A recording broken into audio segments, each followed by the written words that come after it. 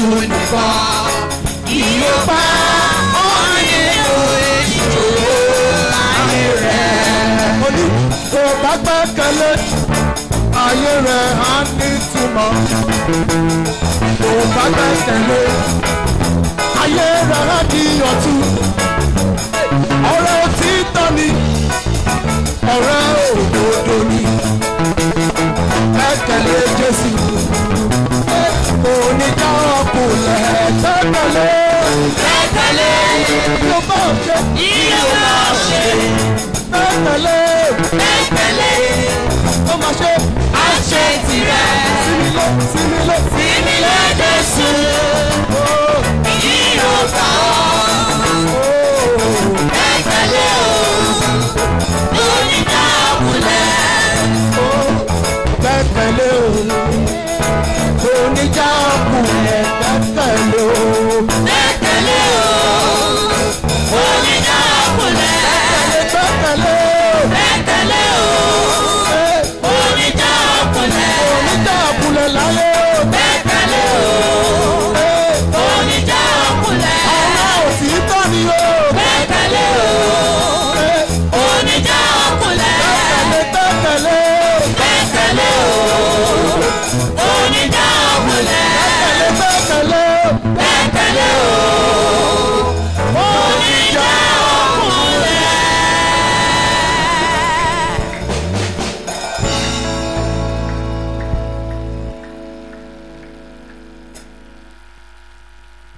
Hallelujah. Amen. Children of God, hallelujah. Ọmọ Ọlọ́run ẹ ké hallelujah. Ẹ jẹ́ kẹ́nìkan ó kàn gbàdúrà. Let someone just pray. Ẹ sọ fún Ọlọ́run Tell God, ohun tó máa ṣẹlẹ̀ whatever will happen, tí máa sátọ Ọlọ́run mìíràn lọ má jẹ́ ó dé bá mi. that will make me to run after another God. Don't let it happen to Ohun me. tó máa ṣẹlẹ̀ Whatever will happen, tó máa fi Ọlọ́run mìíràn lọ mí. that they will introduce another God to me. Ọlọ́run má jẹ́ ó dé bá mi. God, don't let it happen Ẹ to jẹ́ me. kẹ́nìkan sọ ní àdúrà. Turn it to prayer. Alágbára ńlá. Ohun tó máa dé tí máa sátọ Ọlọ́run mìíràn lọ má jẹ́ ó dé bá mi. Ìjì tó máa jà mí tó máa fi Ọlọ́run mìíràn lọ mí má jẹ́ ó jà mí Ọlọ́run. Alágbára ńlá ṣàánú fún mi. Ṣàánú fún mi. Ṣàánú fún mi. Ohun tó máa ṣẹlẹ̀ sí mi. Tí àdúrà ò ní ràn, tí àwẹ̀ ò ní ràn, tí màmá sátọ Ọlọ́run mìíràn lọ má jẹ́ ó dé bá mi Ọlọ́run. Let it not come near me. What will happen to me that will make me to run after other gods? Let it not happen to me. My Father, let it not happen to me.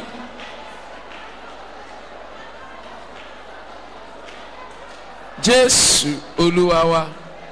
Amen. Sọ fún Ọlọ́run, Tell God, ṣé o mọ̀ pé mi ò lénìyàn? do you know I don't have anyone? Má fi mí sílẹ̀ ní ìṣẹ́jú kan. Do not leave me at any moment. Má fi mí sílẹ̀ ní ìṣẹ́jú kan. Do not leave me at any moment. Mi ò lẹ́ni tó máa gbà mí. I don't have anyone to deliver Mi ò me. lẹ́nikẹ́ni. I don't have anyone. Ìṣẹ́jú kan ṣoṣo. Just for a Má second, fi mí sílẹ̀. never leave me Ẹ jẹ́ sọ ní alone. àdúrà. Turn it to prayer. Ọlọ́run tó pọ̀ nípa ti agbára. Èmi ò lénìyàn. Má fi mí sílẹ̀ ní ìṣẹ́jú kan. My Father, leave me not, even for a second. You know I have no other people, no one to help me, no one to fight my battle, no one to journey with me. Father, let me not journey alone. Leave me not, my Father. Asekebo. Jésù Olúwa wa. Amen. Alágbára ńlá gba ọpẹ́ wa o. Mighty one, accept our thanks. Ògo ni forúkọ rẹ̀. Glory to your name. Àdúrà tá a gbà Ọlọ́run fi àánú dáhùn. The prayers we have offered answered by mercy. Ògo ni forúkọ rẹ̀. Glory to your name. Títóbi ní ipá àti agbára. You are mighty in power and might. Ẹ̀yin ni Ọlọ́run wa. You are our God. Ẹ̀yin la gbẹ́kẹ̀lé. We trust in you. Ẹ ò kí ń jáyàn kulẹ̀. You never disappoint. Ẹ ò kí ń padà lẹ́yìn You ènìyàn. never forsake one. Ohun tó máa ṣẹlẹ̀ Whatever will tí a happen máa fi padà lẹ́yìn yín. or make us to turn away from you, Má jẹ́ ó ṣẹlẹ̀ sí wa. don't let it happen to us. Àwọn ogun tí àdúrà ò kí ń gbọ́. All those battles that are stubborn, Tí àdúrà ò kí ń gbọ́. that prayers will not answer, Tí àwẹ̀ ò kí ń gbọ́.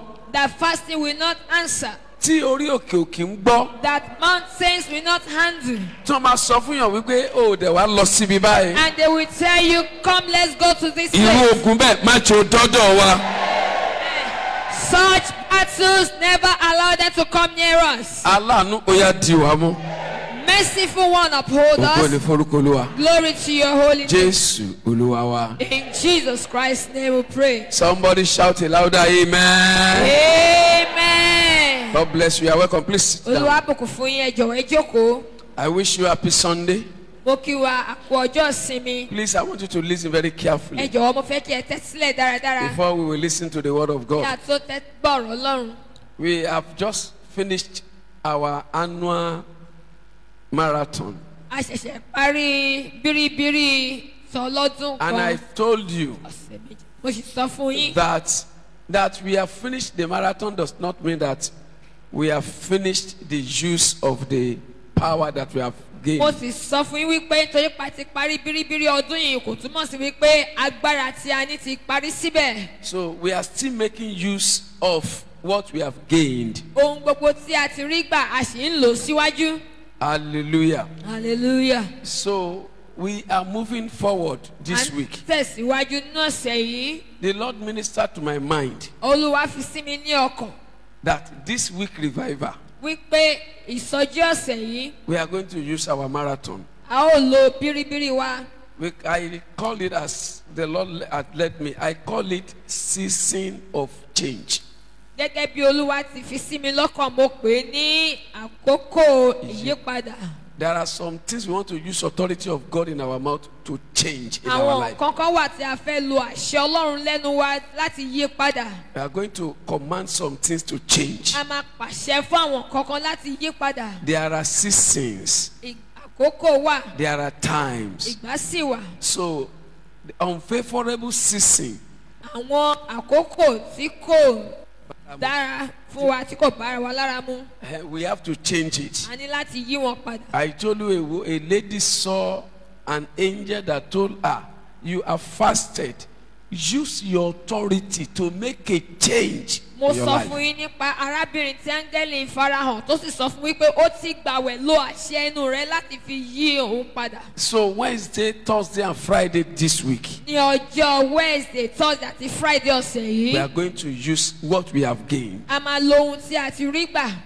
Hallelujah. Yorùbá sọ wípé ọ̀bẹ wà lọ́wọ́ wa, iṣu tún wà lọ́wọ́ wa. Kí ló tún kù? The Yoruba adage says we have the yam, you And have the the knife. knife, then what left? What is next thing? So you start cutting. You have the knife, you have the yam. O ti ní ọ̀bẹ àti iṣu. What are you complaining about? Kí ló wá ń ṣàwáwí sí? So please be determined. Ẹ jọ̀ọ́ ẹ pinnu. More importantly, those of you that knows that your life needs a positive change. Pàápàá jùlọ ẹ̀yin tí ẹ mọ̀ wípé ìgbé ayé nílò àyípadà ọ̀tun. Those of you that knows that, okay, the way things are going, Ẹ̀yin tí ẹ mọ̀ wípé bí nǹkan ti ń lọ yìí I don't want it. They are not favorable. I want kò a change. kò dùn mọ́ mi nínú, mo fẹ́ ìyípadà. So please, we have to meet Ẹ Wednesday jọ̀wọ́, evening, ẹ jẹ́ ká pàdé Thursday evening, and Friday in the evening. alẹ́ Wednesday, Thursday àti Friday. Ẹnìkan wà ń bí ó ti dára fún wa lórúkọ Jésù. Swear with us in Jesus' name. Àmì ẹ̀kẹ́rẹ́ mo ló ti dára fún wa lórúkọ Jésù. Swear with us in Jesus' name. And once again, Lẹ́ẹ̀kan sí, I want to tell you, fẹ́ sọ fún yín. let us behave as Christians after we have fasted. Ẹ jẹ́ kí a máa hùwà gẹ́gẹ́ bí Kìrìsìtẹ́nì pàápàá lẹ́yìn tí a ti gbàwẹ̀. you have to keep what you have gained. O ní láti pa ohun tí o rí gbà mọ́. What happens to majority of us Christians is that when we fast, we throw away the power and the gains of our fast. Ọ̀pọ̀lọpọ̀ tó máa ń ṣẹlẹ̀ sí Kristẹni lẹ́yìn àwẹ̀ ni wípé a máa ń sọ ohun gbogbo tí a bá ti rí gbà nù. We talk anyhow. A ó máa sọ̀rọ̀ bó ti wù wá. We walk A anyhow. máa rìn bó ti wù We wá. behave A anyhow. máa hùwà tó ń wá. Listen, Tẹ́tí sílẹ̀. you have labored so hard to gain those things, spiritual things. Ẹ ti ṣiṣẹ́ takuntakun láti rí gbogbo àwọn nǹkan ẹ̀mí yìí gbà. So you have to maintain it for long. Ẹ ní láti jẹ́ kó pẹ́. Tí o bá yẹ kó o jáde, má jáde. If you are not supposed to go out, don't go Ẹlòmíì bá out. ti jáde báyìí, wàhálà dé, ó máa kò sí ni, ó máa rẹ́ni ṣẹ́, ó máa rẹ́ni ṣẹ́. Some Please, people- a sì nílò àwẹ̀ wa. We still need our fasting. Ẹ jọ para rẹ mọ́. Please preserve and keep yourself. Hallelujah. Hallelujah. Èèyàn lè lo àwẹ̀ ọjọ́ méje, ó lè lo fún ọdún kan. You can use 7 days fasting for a year. Tí o bá ti jẹ́ kó jò dànù. If you not allow it to leak away. Gbogbo ohun tí ọ̀tá ń ṣe lọ́wọ́lọ́wọ́ báyìí. Everything the enemy is doing right Torí wọ́n now, mọ̀ pé o ní agbára. because they know you have power, Òun ni bí wọ́n ṣe fẹ́ jo agbára yẹn dànù. they are looking for a way to leak out the power. Gbére ìje tó ń sá nìyẹn. That is all their pursuit. Òkùnkùn ò kí ń bá aládùúgbò àjà headlong. The darkness does not fight with a prayer warrior Wọn headlong. ò ní bá ọjà headlong. They will not face you to battle. Àsìkò tó láṣẹ tó mọ̀ pé tó bá sọ̀rọ̀. The time they know you have authority, that when you Àwọn dáràn. speak, they are in trouble. Wọ́n máa dọ́ọ̀jì rẹ̀. They will be dodging Wọ́n wá you. máa kì ọ́ sí nǹkan tó máa ṣe tí They will be putting àṣẹ rẹ̀ you máa fi lọ. into what we do that will take the authority away. So ẹja para wa mọ́. So please let us preserve ourselves. Ọdún yìí ó jẹun tó ó bà mí lẹ́rù ó sì dùnnú mi dáadáa láti rí ọ̀pọ̀lọpọ̀ láàrin àwa tá a gbàgbọ́ yìí. This year's fasting, I'm so happy and I'm so scared because I saw many people that were involved.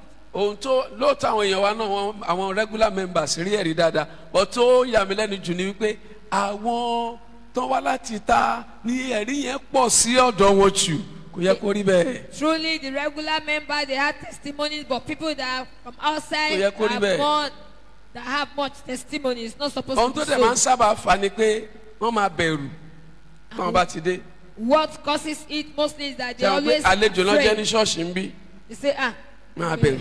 they will Ṣùgbọ́n be àwa tá a ti dé wípé scared, but kí ló dé tó those gbé of kiri us síbẹ̀ yẹn. that are here will say, why did you drop that thing Mọ́mi there? lágbádá má jẹ́ ajá o. Mommy, so don't let Ẹjọ́ us torí quarrel. Ọlọ́run. Please, by the power and mercy of Àwọn God, èèyàn wa náà rí ẹ̀rí o. Àwọn kan wà láàrin wa tí wọ́n rí massive there are ẹ̀rí. many people among us that have massive Mo testimonies. gẹ́gẹ́ bí pásítọ̀ yín. But according to you, as your Ohun tó wù pastor, mí jù ni wípé what kí àwọn members regular members ní jẹ́ kan kó 80% ẹ̀rí. I desire mostly is that regular members should Káwá have ká fi 20 lẹ̀ 80% fún àwọn mo gbọ́ mo branch. reserve the 20% for all those So, that came.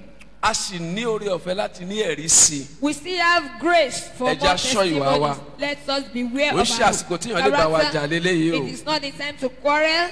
Kò ń ṣàsìkò tí ẹ máa kàn délé tàbí débi iṣẹ́ dénú ọjà tó fẹ́ respond mọ́ ṣe ṣe sí ọ rárá o. It is not the time you get to your marketplace or your working place and want to respond the way they react to Ẹ you. máa rí nǹkan tó máa ṣẹlẹ̀ ní Wednesday, Thursday, Friday. You will see what will happen on Thursday and Because à ń Friday. kọ́ra wa níṣẹ́ ni. Because we are teaching ourselves. Kram ń ṣe bí tá a ti ń pín ẹja fún ènìyàn. Crime is not where you share fish to Bí tá a ti people. máa ń kọ́ ọbọ̀n ṣe máa ń pẹja ni. We teach you where to fish. So Friday nísìnyí mo tún máa tún kọ́ wa On Friday, I'm going to teach us again. pé nǹkan báyìí.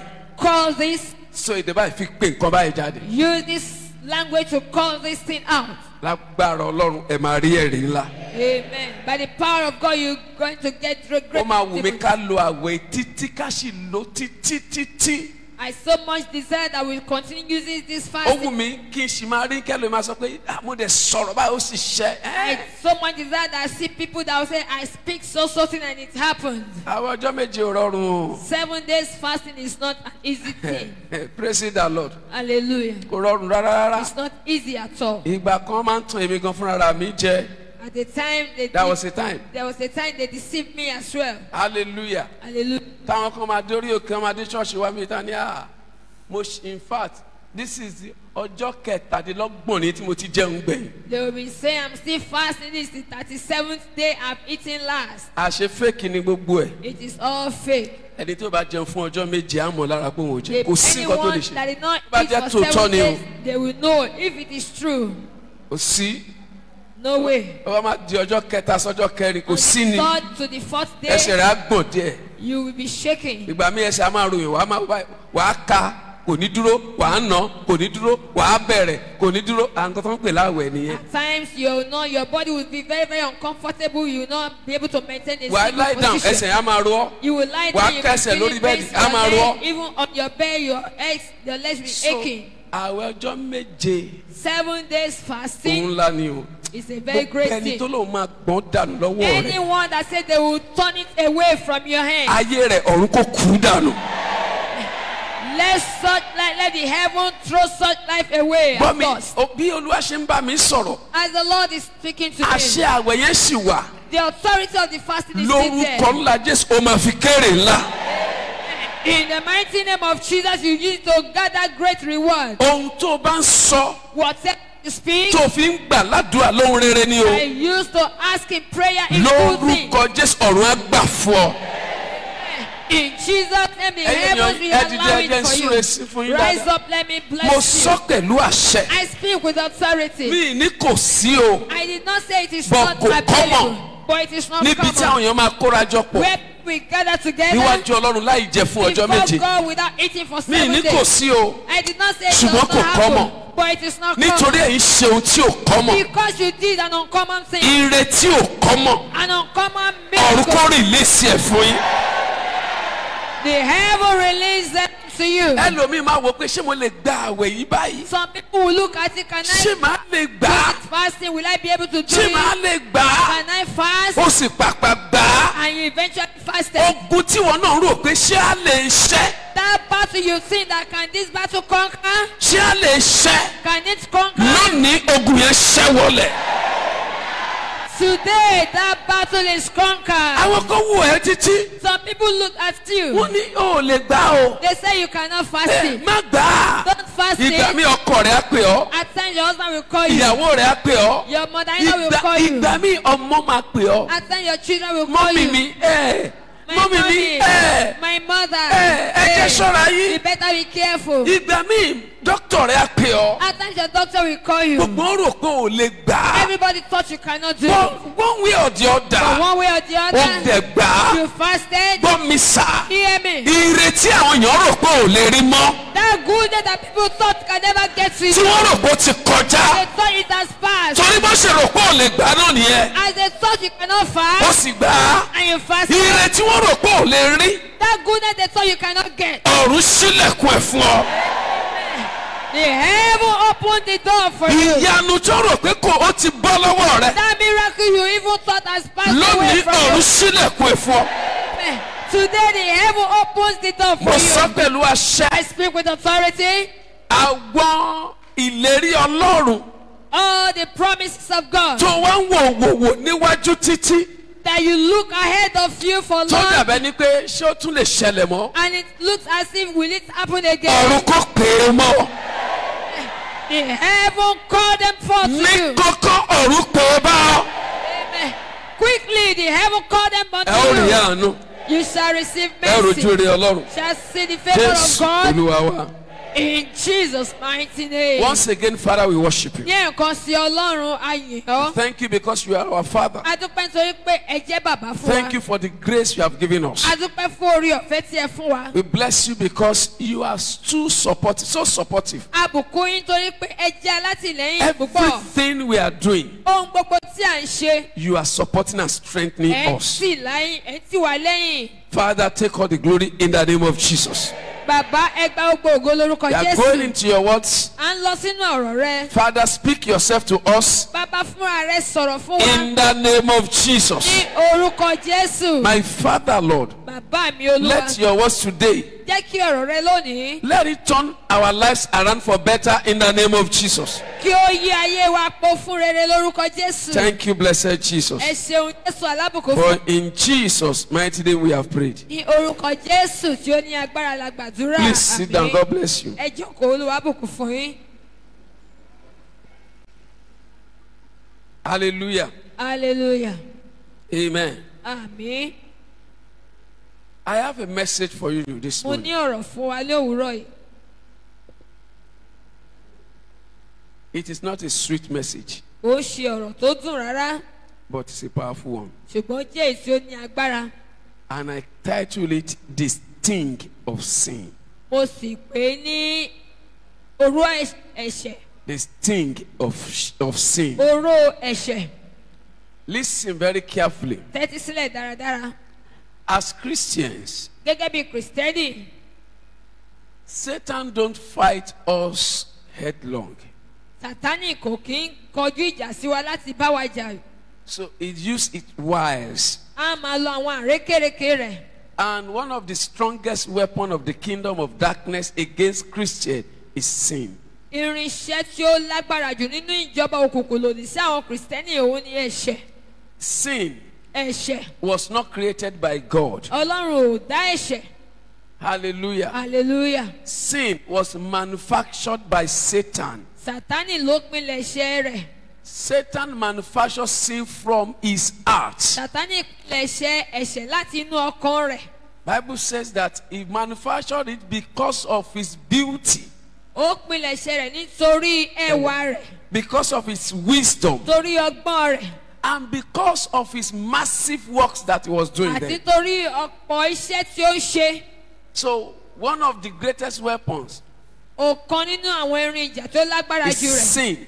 Òun ni ẹ̀ṣẹ̀. Another one is what we call deception. Èmíràn ni ìtànjẹ. For example, Fún àpẹẹrẹ, when I was teaching the Bible students nígbà tí mò ń kọ́ àwọn ọmọ ẹ̀kọ́ ilé ẹ̀kọ́ Bíbélì last Saturday, ní Sátidé tó kọjá, okay, last week, when I was ní teaching ọ̀sẹ̀ them, tó kọjá tí and mo I kọ́ told wọn, them, mo sọ fún wọn, the whole world, gbogbo ayé we are not getting it right about Satan. a ò rí i pé nípa Sátánì. Hallelujah. He has Hallelujah. deceived a lot of Ó us. ti tán gbogbo wa jẹ. Only few people are not deceived. Àwọn ènìyàn díẹ̀ ni kò tán And I jẹ. told them, Mo sọ fún wọn. just picture Satan in your mind Ìwọ kan wo Sátánì nínú ọkàn and rẹ. tell me how Satan is. Kò wá sọ bó ṣe rí. Somebody will tell you Satan is an Hello. ugly creation. Ẹlòmíràn sọ fún mi pé ó jẹ́ ẹ̀dá tí ó bùrẹ́wà. Deception.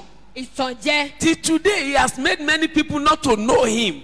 Títí di òní ó ti mú kí ọ̀pọ̀lọpọ̀ má dá òun mọ̀. Everybody thought Satan was a very ugly person. Ọ̀pọ̀lọpọ̀ rò wípé Sátánì jẹ́ ẹnìkan tó bùrẹ́wà. And is one of the most beautiful things created by Ó God. sì jẹ́ ìkan nínú àwọn ẹ̀dá tí ó lẹ́wà jù tí Ọlọ́run dá. So beautiful. Ó ní ẹwà tó pọ̀. Hallelujah. Hallelujah. Praise the Ìyìn Lord. Olúwa lógo. Amen. Àmín. He was extremely beautiful. Ó ti ní ẹwà jù. Hallelujah. But Hallelujah. every time he wants to appear, Ṣùgbọ́n ní gbogbo ìgbà tó bá fẹ́ he will farahàn, make you to see another picture. á jẹ́ kí o rí Sometimes all of you be thinking that when you want to see Satan, you see something that is having tail, something that is having horn. Ọ̀pọ̀lọpọ̀ ìgbà Deception. á jẹ́ kí ẹ rò wípé tẹ bá rí Sátánì ó jẹ́ ẹ̀dá tí ó ní ìrù tàbí ó ní ìhó. Hallelujah. Whenever I see Satan, we see something that is very ugly. Tẹ bá rí Sátánì pé ó máa jẹ ohun tí ó bùrẹ́wà No. gan. Rárá o. No. Rárá. Hallelujah. Hallelujah. And that is why he's continuously using deception. Ìdí rẹ̀ tó fi ń lo ìtànjẹ. So even if Satan is so close to you, Pàápàá tí Sátánì ò bá súnmọ́ if ọ, he's so close to tó you, bá súnmọ́ ọ you will not know pẹ́kípẹ́kí him. ò ní dámọ̀. you are thinking that Satan is an ugly person Wàá máa rò wípé ẹni tó bùrẹ́wà ni. and somebody handsome is near you. Ẹni tó sì ní ẹwà You lọ́kùnrin say, dúró this sí one is not Satan. ẹni yìí wá ní kò ṣe It's not Satan. Eléyìí ò lè jẹ́ Sátánì. And every picture of Jesus we are seeing today is handsome Jesus. Gbogbo àwòrán Deception. Jésù tí à ń wò lénìí ó jẹ́ àwòrán Jésù tó ní ẹwà lọ́kùnrin. Deception. Ó jẹ́ ìtànjẹ. Isaiah chapter 53. Àìsáyà orí kẹtàléní àádọ́ta. Hallelujah. If you read verse 1 and 2, it says that when we shall see Jesus, Ó tẹ́ bá ka ẹsẹ̀ kínní kejì ó ní tẹ́ bá wo he has Jésù. no beauty that we should desire Ó him. ní kò tiẹ̀ ní ẹwà tó bẹ́ẹ̀ jẹ́ pé a fẹ́ máa wò That ó. if you see Jesus, Wípé tí ẹ bá rí Jésù.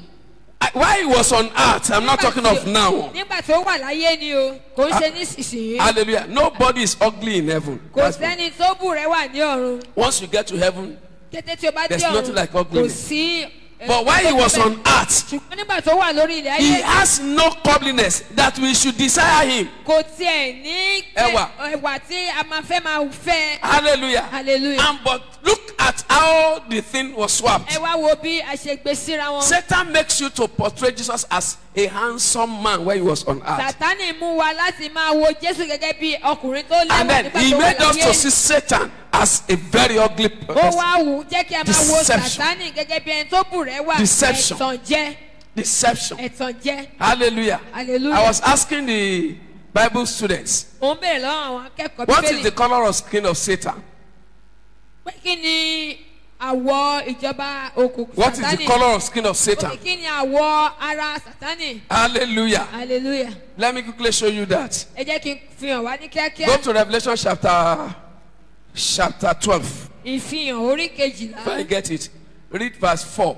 ẹsẹ̀ kẹrin. Quickly. That's not where we are going. We irú are rẹ̀ going. sì wọ ìdá mẹ́wàá àwọn ìràwọ̀. Start from verse 3. Láti ẹsẹ̀ àmì kẹta. mìíràn sì hàn ní ọ̀run. Yes. sì kíyèsí. Yes. dírágọ́nì pupa ńlá kan. Eh? dírágọ́nì pupa ńlá Eh? kan. dírágọ́nì pupa ńlá kan. Dragoni. pupa ńlá A kan. great red Dúdú dragon. àbí? pupa ńlá kan. A great red dragon. Hallelujah. Hallelujah. Can you see deception? Ṣé lè rí ẹ̀tàn jẹ báyìí? Ẹni tí wọ́n rí yẹn gangan Sátánì ni.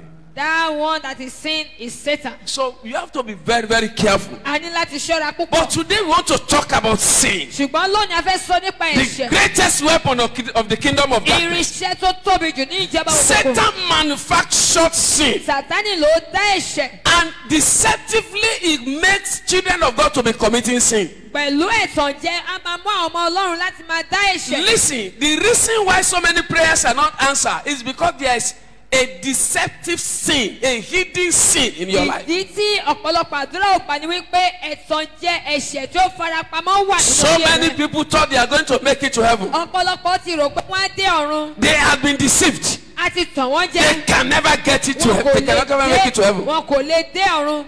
Listen very carefully. Tẹ́tí sílẹ̀ dáradára. What is sin? Kí ni ẹ̀ṣẹ̀? Disobedience is sin. Àìgbọràn ni ẹ̀ṣẹ̀. Breaking of the laws of God is sin. Kí a máa rúfin Ọlọ́run ẹ̀ṣẹ̀ ni. Hallelujah. Disobedience is to break our fellowship with God. Àìgbọràn ni kí a rúfin ìbáṣepọ̀ wa pẹ̀lú Ọlọ́run. The word for sin means to miss the mark. Iṣẹ́ ọ̀rọ̀ yìí tó jẹ́ ẹ̀ṣẹ̀ ó túmọ̀ sí wípé kí a pàdánù. When the word sin means to mix the mark. Ọ̀rọ̀ tí a túmọ̀ sí ẹ̀ṣẹ̀ yìí ó túmọ̀ sí wípé kí a tà sí àlà. We miss the mark. A ti tà sí àlà. Hallelujah. Hallelujah. Every time we sin, Ìgbàkúgbà tí a bá ti dẹ́ṣẹ̀. we do miss the mark.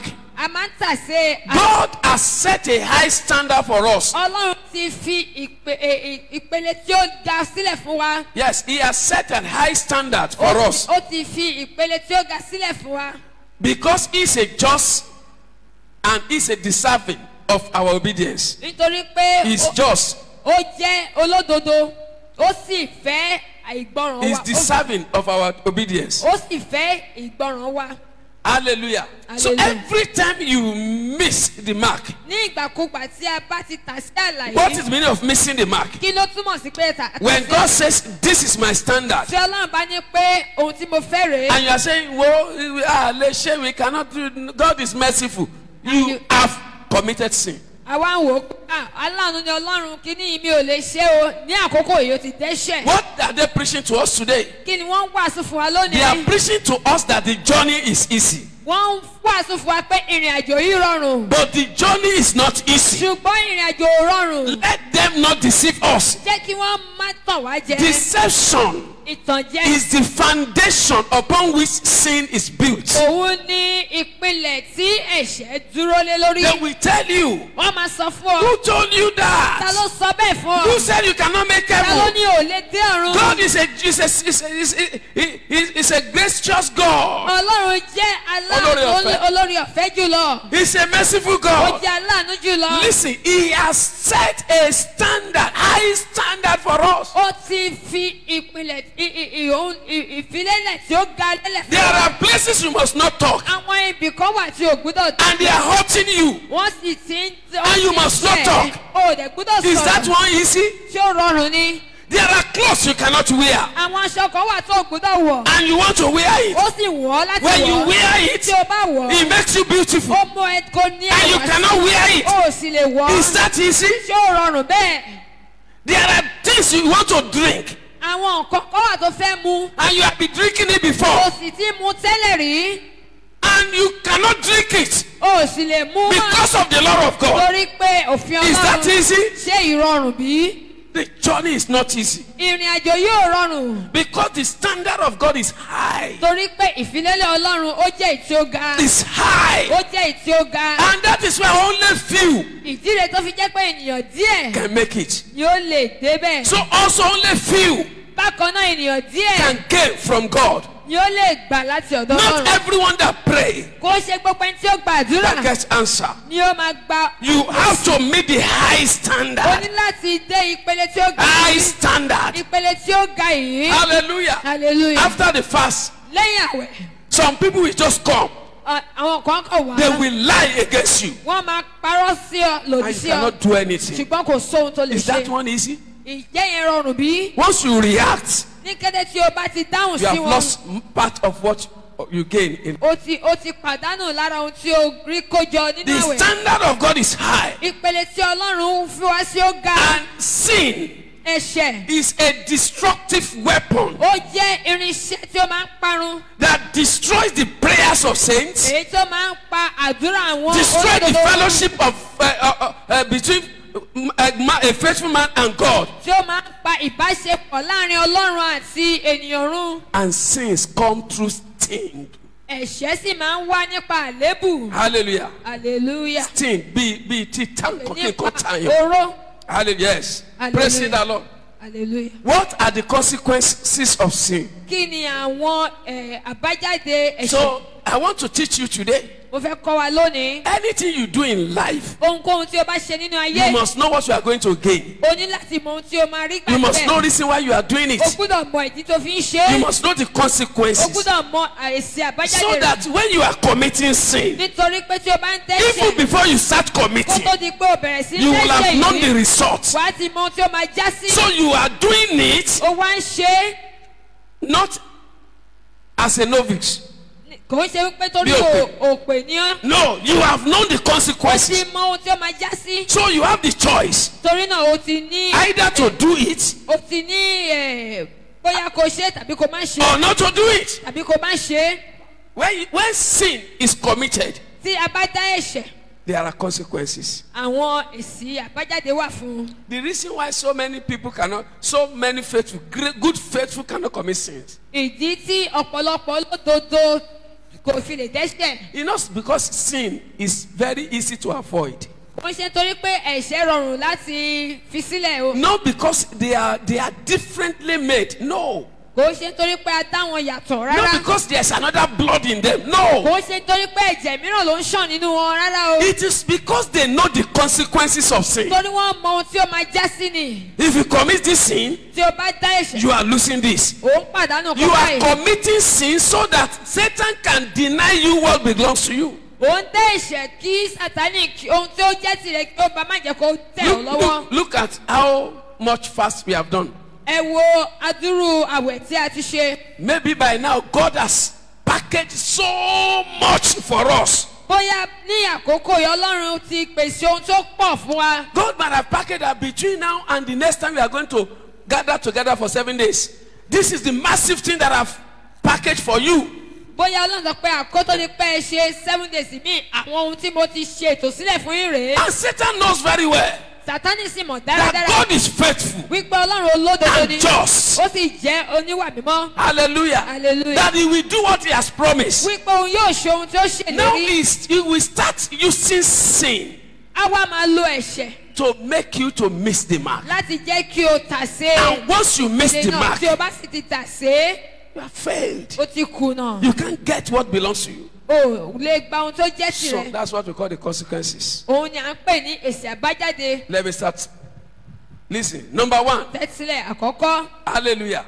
hallelujah. Sin Ẹ̀ṣẹ̀ create a separation a máa dá ìyapa sílẹ̀ between you and God. láàrin ìwọ àti Ọlọ́run. So separation from God is number one. Ìyapa láti ọ̀dọ̀ Ọlọ́run kúrò lọ́dọ̀ Ọlọ́run ni In àkọ́kọ́. Isaiah chapter 59, Ìwòlí Àìsáyà orí Verse 2. kọkàndínlọ́gọ́ta ẹsẹ̀ kejì. Isaiah 59 verse 2. Àìsáyà orí kọkàndínlọ́gọ́ta ẹsẹ̀ kejì. Yes, ṣùgbọ́n yes, àìṣedéédé ni ó yà yín kúrò lọ́dọ̀ Ọlọ́run it's yín. okay. But your iniquity, your sin, have made a separation between you and your God. So when you commit sin, Tí o bá dẹ́ṣẹ̀, the first consequence is this: èsì àbájáde àkọ́kọ́ rèé. you are being separated from God. A ti yà ọ́ nípa kúrò lọ́dọ̀ Ọlọ́run. You are being drifted away from God. A ti yà ọ́ nípa kúrò lọ́dọ̀ Ọlọ́run. And you were loved of God before. Ọlọ́run sì nífẹ̀ẹ́ rẹ̀ tẹ́lẹ̀. He loves you so dearly. Ó fẹ́ ẹ púpọ̀. So Satan will shoot an arrow of sin. Sàtánì á wá ta ọfà ẹ̀ṣẹ̀. And once the sin is there, Ní kété tí ẹ̀ṣẹ̀ bá ti wọ ibẹ̀. then that sin will drift you away Á wá tì ọ́ and will be sẹ́yìn. separated from God. Á wá yapa kúrò lọ́dọ̀ Ọlọ́run. Just a little lie Irọ́ kékeré can separate you from God. ló yà ọ́ nípa kúrò lọ́dọ̀ Ọlọ́run. Just a little lie Irọ́ kékeré can separate you. ó lè yà ọ́ nípa kúrò lọ́dọ̀ Ọlọ́run. Hallelujah. Hallelujah. Just an unholy nagging. Unholy nagging. Ìkanra burúkú Ìkanra burúkú can separate you from ó God. lè yà ọ́ nípa kúrò lọ́dọ̀ Ọlọ́run. Inability to show mercy Àìlè fi àánú hàn can separate you from ó God. lè yà ọ́ nípa kúrò lọ́dọ̀ Ọlọ́run. God cannot be in the presence of sin. Ọlọ́run ò lè wà níwájú ẹ̀ṣẹ̀. The Holy Spirit will stop speaking to you Ẹ̀mí máa á kùnà láti máa bá ọ sọ̀rọ̀. if you refuse to repent. Tí ìwọ bá kùnà láti yí padà. And that is why it is said in 1 Thessalonians chapter 5 verse 19. Ìdí rẹ̀ tí a fi sọ níwèé Tẹsalóníkà kàkíní Yes. orí karùn-ún ẹsẹ̀ kọkàndínlógún. Do not quench the spirit. Má ṣe paná ẹ̀mí. So you can quench the spirit through sin. O lè pa iná ẹ̀mí nípa ẹ̀ṣẹ̀. Holy Spirit cannot relate well with a sinful person. Ẹ̀mí mímọ́ kò lè ní ìbáṣepọ̀ tó dánmọ́rán pẹ̀lú So ẹlẹ́ṣẹ̀. many of you want to speak in tongues. Ọ̀pọ̀lọpọ̀ fẹ́ fèdè fọ̀. So many of you want to perform miracles for Ọ̀pọ̀lọpọ̀ fẹ́ God. ṣiṣẹ́ ìyanu fún Ọlọ́run. So many of you want to use the power of God massively. Ọ̀pọ̀lọpọ̀ fẹ́ lo agbára Ọlọ́run lórí àìsàn. So many of you want to see into the spiritual realm. Ọ̀pọ̀lọpọ̀ fẹ́ ríran nínú ẹ̀mí. These are the things that Holy Spirit will empower you to do. Àwọn nǹkan tí ẹ̀mí máa kún ọ ní agbára láti ṣe rèé. But with sin in your life, Wọ́n pẹ̀lú ẹ̀ṣẹ̀ inú ayé you rẹ̀. have been separated. Àti ìyà ọ́ nípa. Holy Spirit cannot Ẹ̀mí relate mímọ́ with you. kò lè bá ọ ṣe pọ̀. You cannot hear the voice of O ò God. lè gbọ́ ohùn Ọlọ́run. And when you don't hear the voice of Tí o God, bá sì gbọ́ ohùn Ọlọ́run, Satan will be speaking to you. Sàtánì á máa bá ọ sọ̀rọ̀. When you cannot speak, Tí o bá lè most of sọ̀rọ̀. the tonguing you are hearing today Ọ̀pọ̀lọpọ̀ ìfèdèfọ̀ tí ẹ̀ ń gbọ́ lónìí. they are not from God. Wọ́n ń ṣe láti ọ̀dọ̀ They are Ọlọ́run. not from Kì í God. ṣe láti ọ̀dọ̀ Ọlọ́run. A sinful person Ẹlẹ́ṣẹ̀ prophesying. tí ó ń Where is sọ that tẹ́lẹ̀. prophecy coming from? Níbo ni ìsọtẹ́lẹ̀ yìí ti jáde wá? When God was no longer speaking to Saul, Nígbà tí Ọlọ́run ò bá Sọ́ọ̀lù sọ̀rọ̀ mọ́. hallelujah, Hallelujah. he was able to hear from a witch woman. Ó gbọ́ láti ẹnu àjẹ́. So there are so many ways you can hear the voice. Ọ̀pọ̀lọpọ̀ ọ̀nà la fi lè gbọ́rọ̀ Ọlọ́run ohùn. Oh, but not all the voices are from God. Kò ń ṣe gbogbo ohùn ni ti Ọlọ́run. Hallelujah. Hallelujah. Sin separates you. Ẹ̀ṣẹ̀ máa yà ọ́ nípa. In fact, it wastes all what you are doing in the church. Pàápàá gbogbo tó ń ṣe ní ilé ìjọsìn ó máa sọ ọ́ di asán. Because you will not gain anything from it. Torí pé o ò ní rí ohunkóhun gbà níbẹ̀. Number 2, Ẹ̀kejì, sins brings anger and wrath of God. ẹ̀ṣẹ̀ ó máa ń mú ìrúnú àti ìbínú Ọlọ́run wá. Sins brings anger and wrath of God. Ó máa ń mú ìbínú àti ìrúnú Ọlọ́run wá. Ezekiel chapter 8, verse 16 and 17. Ezekiel 8, orí 16 kẹjọ. and 17. He said unto me, have you seen this, son of man? Is it a trivial matter for the house of Judah to do the detestable things that they are doing here? Must they also find the land? Must they also fill the land with violence and continually provoke me to anger? Look at them, putting branch to their nose. Therefore, I will deal with them in anger. I will not look on them with pity or spare them, although they shout in my ears I will not listen to them. ó sì mú mi wá sí inú àgbàlá ilé olúwa. Yes. sì kíyèsí ní ẹnu ọ̀nà tẹ́ḿpìlì olúwa láàní ìloro àti pẹpẹ ní ìwọ̀n ọkùnrin mẹ́ẹ̀ẹ́dọ́gbọ̀n wà. Which one? Where are you reading? 17 and 18. Okay. Yeah, continue.